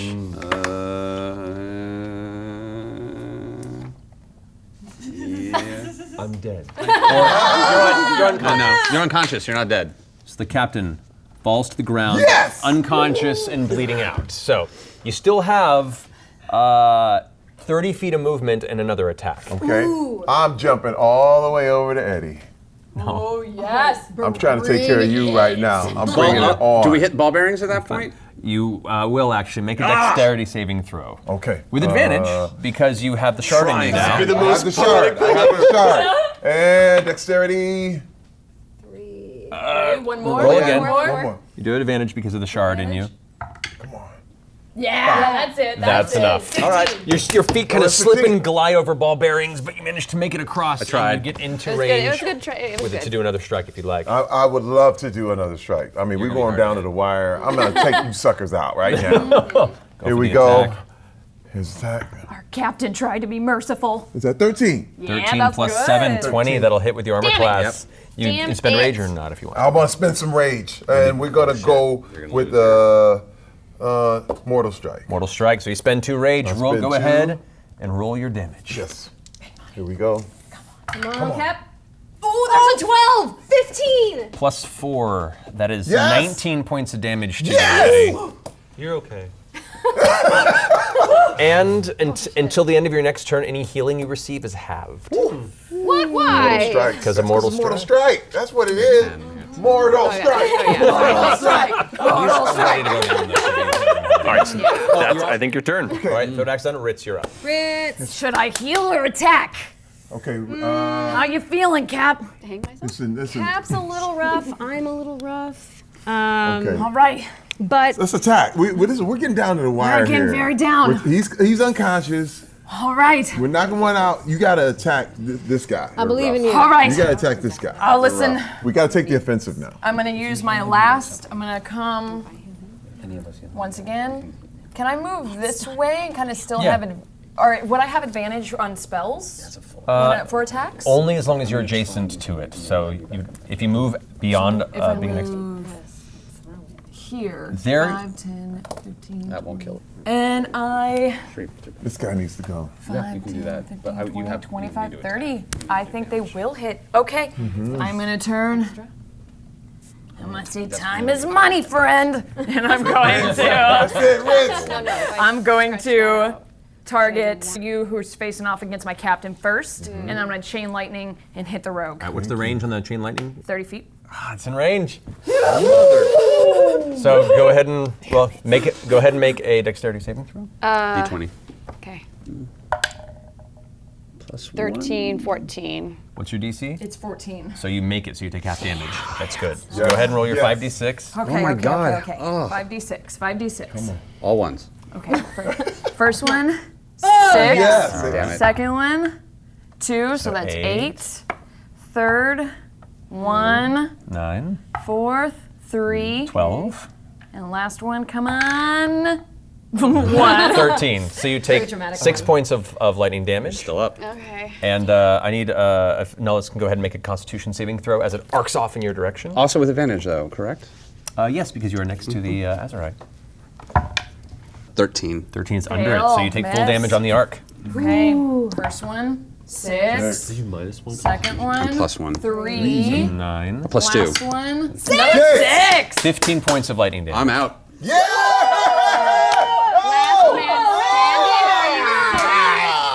The horde. The horde. 5 feet, man. 5 feet would have done it. 5 feet would have done the it. end of you so hard. Yeah. Feels so good. Someone was about to get kicked in the lava, man. I know. I know. It was gonna be risky. Also, I think I still heal my 3 hit points too at the top of my turn that I didn't do. Right? Victory takes good on our list. No, I because you were was- jet 5. No, you would have been right I there. was Yes, here. you regained 3. Oh my god. You All were right, like, so that finishes Ritz's turn. Arnost, I need you to make a death saving throw. So roll a d20.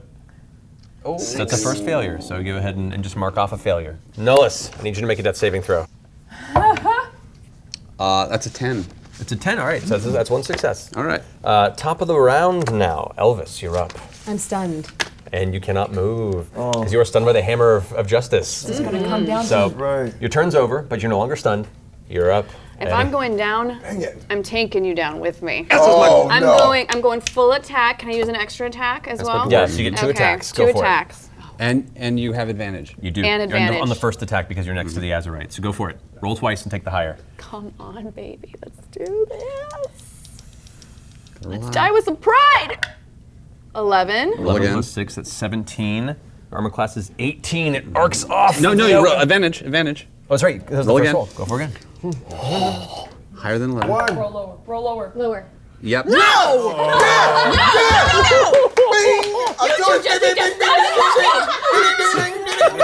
So the first strike just glides off of his homemade Oh, armor. wait. So that was advantage. Now you have one more attack. And then I more have, attack. okay, yeah. So you roll one more time.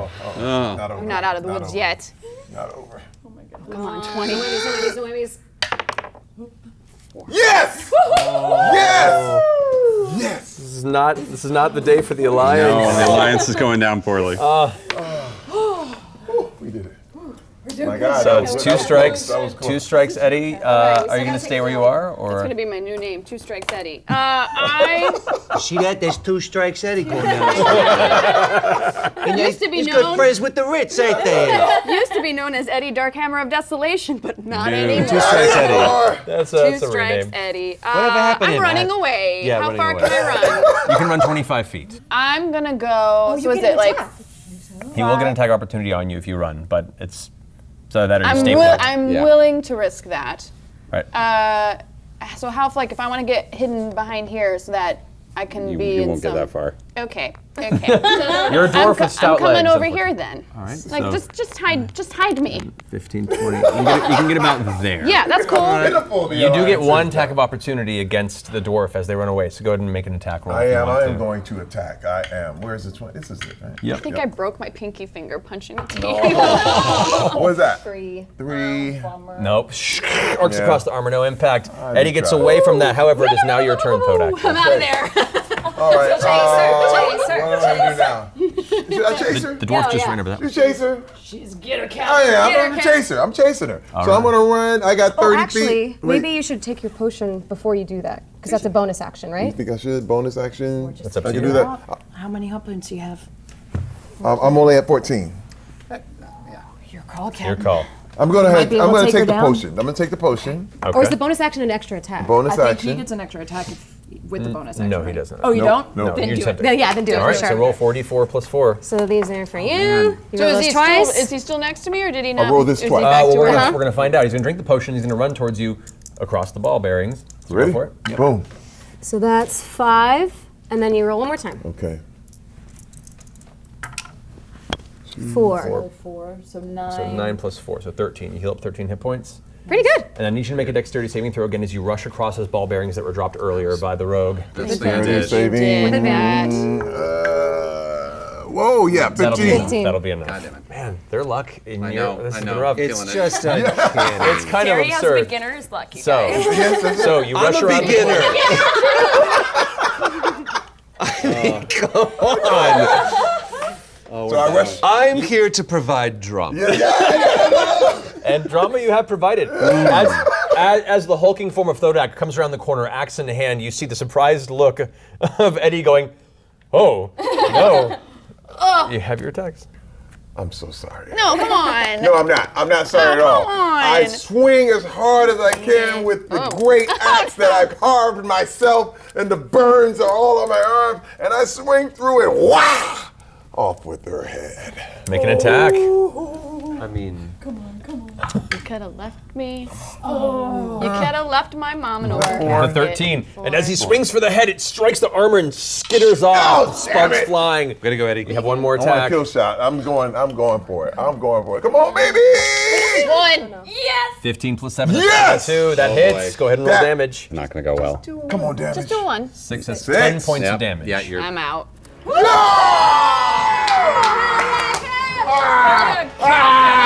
We tried to work with them. Alliance, you suck. I get was mean. the I last get mean. one standing. You were. You were. And you'll get your medal planted chopping firmly heads on your tombstone. So, having seen the Alliance fall before you, the elemental destroyed, the volcano has come to rest. The rumblings stop. and the flow of lava comes to a trickle. Looking around you, you have these unconscious and bleeding out bodies of the Alliance. What do you choose to do? You are very compassionate, Captain. What do you think? I gave them a chance. I did. I gave you a shot. I said we could work together. We could share all the spoils. She didn't want that. Now you die. And we get it all. I say they're gone. They're excellent. Kill them. One by one. One by The horde one. finishes the surviving Alliance mercy. members. And with that, the rest of the Horde ship comes in behind, sets up deeper encampments, and begin mining the Azurite spoils from the uncharted island here. The Alliance captain lost. The ship is sent running back with word of the fall on the battlefield of Captain Arnost. And as that word, that missive comes to the hand of the great Lady Jaina Proudmoore, she clutches it in her grasp and angrily mutters beneath her breath, "Oh, don't worry, Horde. Your vengeance will come soon and swiftly." And that's where we're finishing the adventure for today. That's what we get for having a drunk captain. There is that.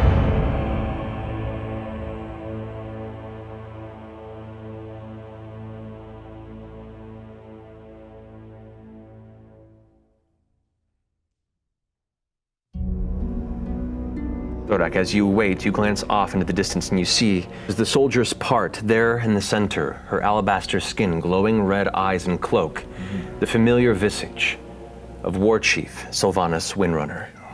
As she approaches to get the report from you about what has transpired on this island, you present the bodies of the Alliance that nearly halted you.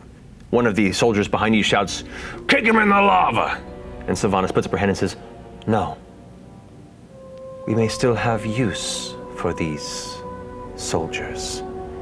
As she raises her hand, you watch as the spirit of a Valkyr emerges from behind her, lighted wings and the helmet of the great female warriors.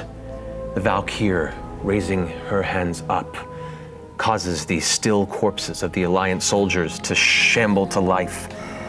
As you see them rise to their feet once more, now awakened as forsaken under the banner of the Horde, they look amongst themselves. Anyone need a drink? And that's where we'll end today's session. That's where we'll finish it up.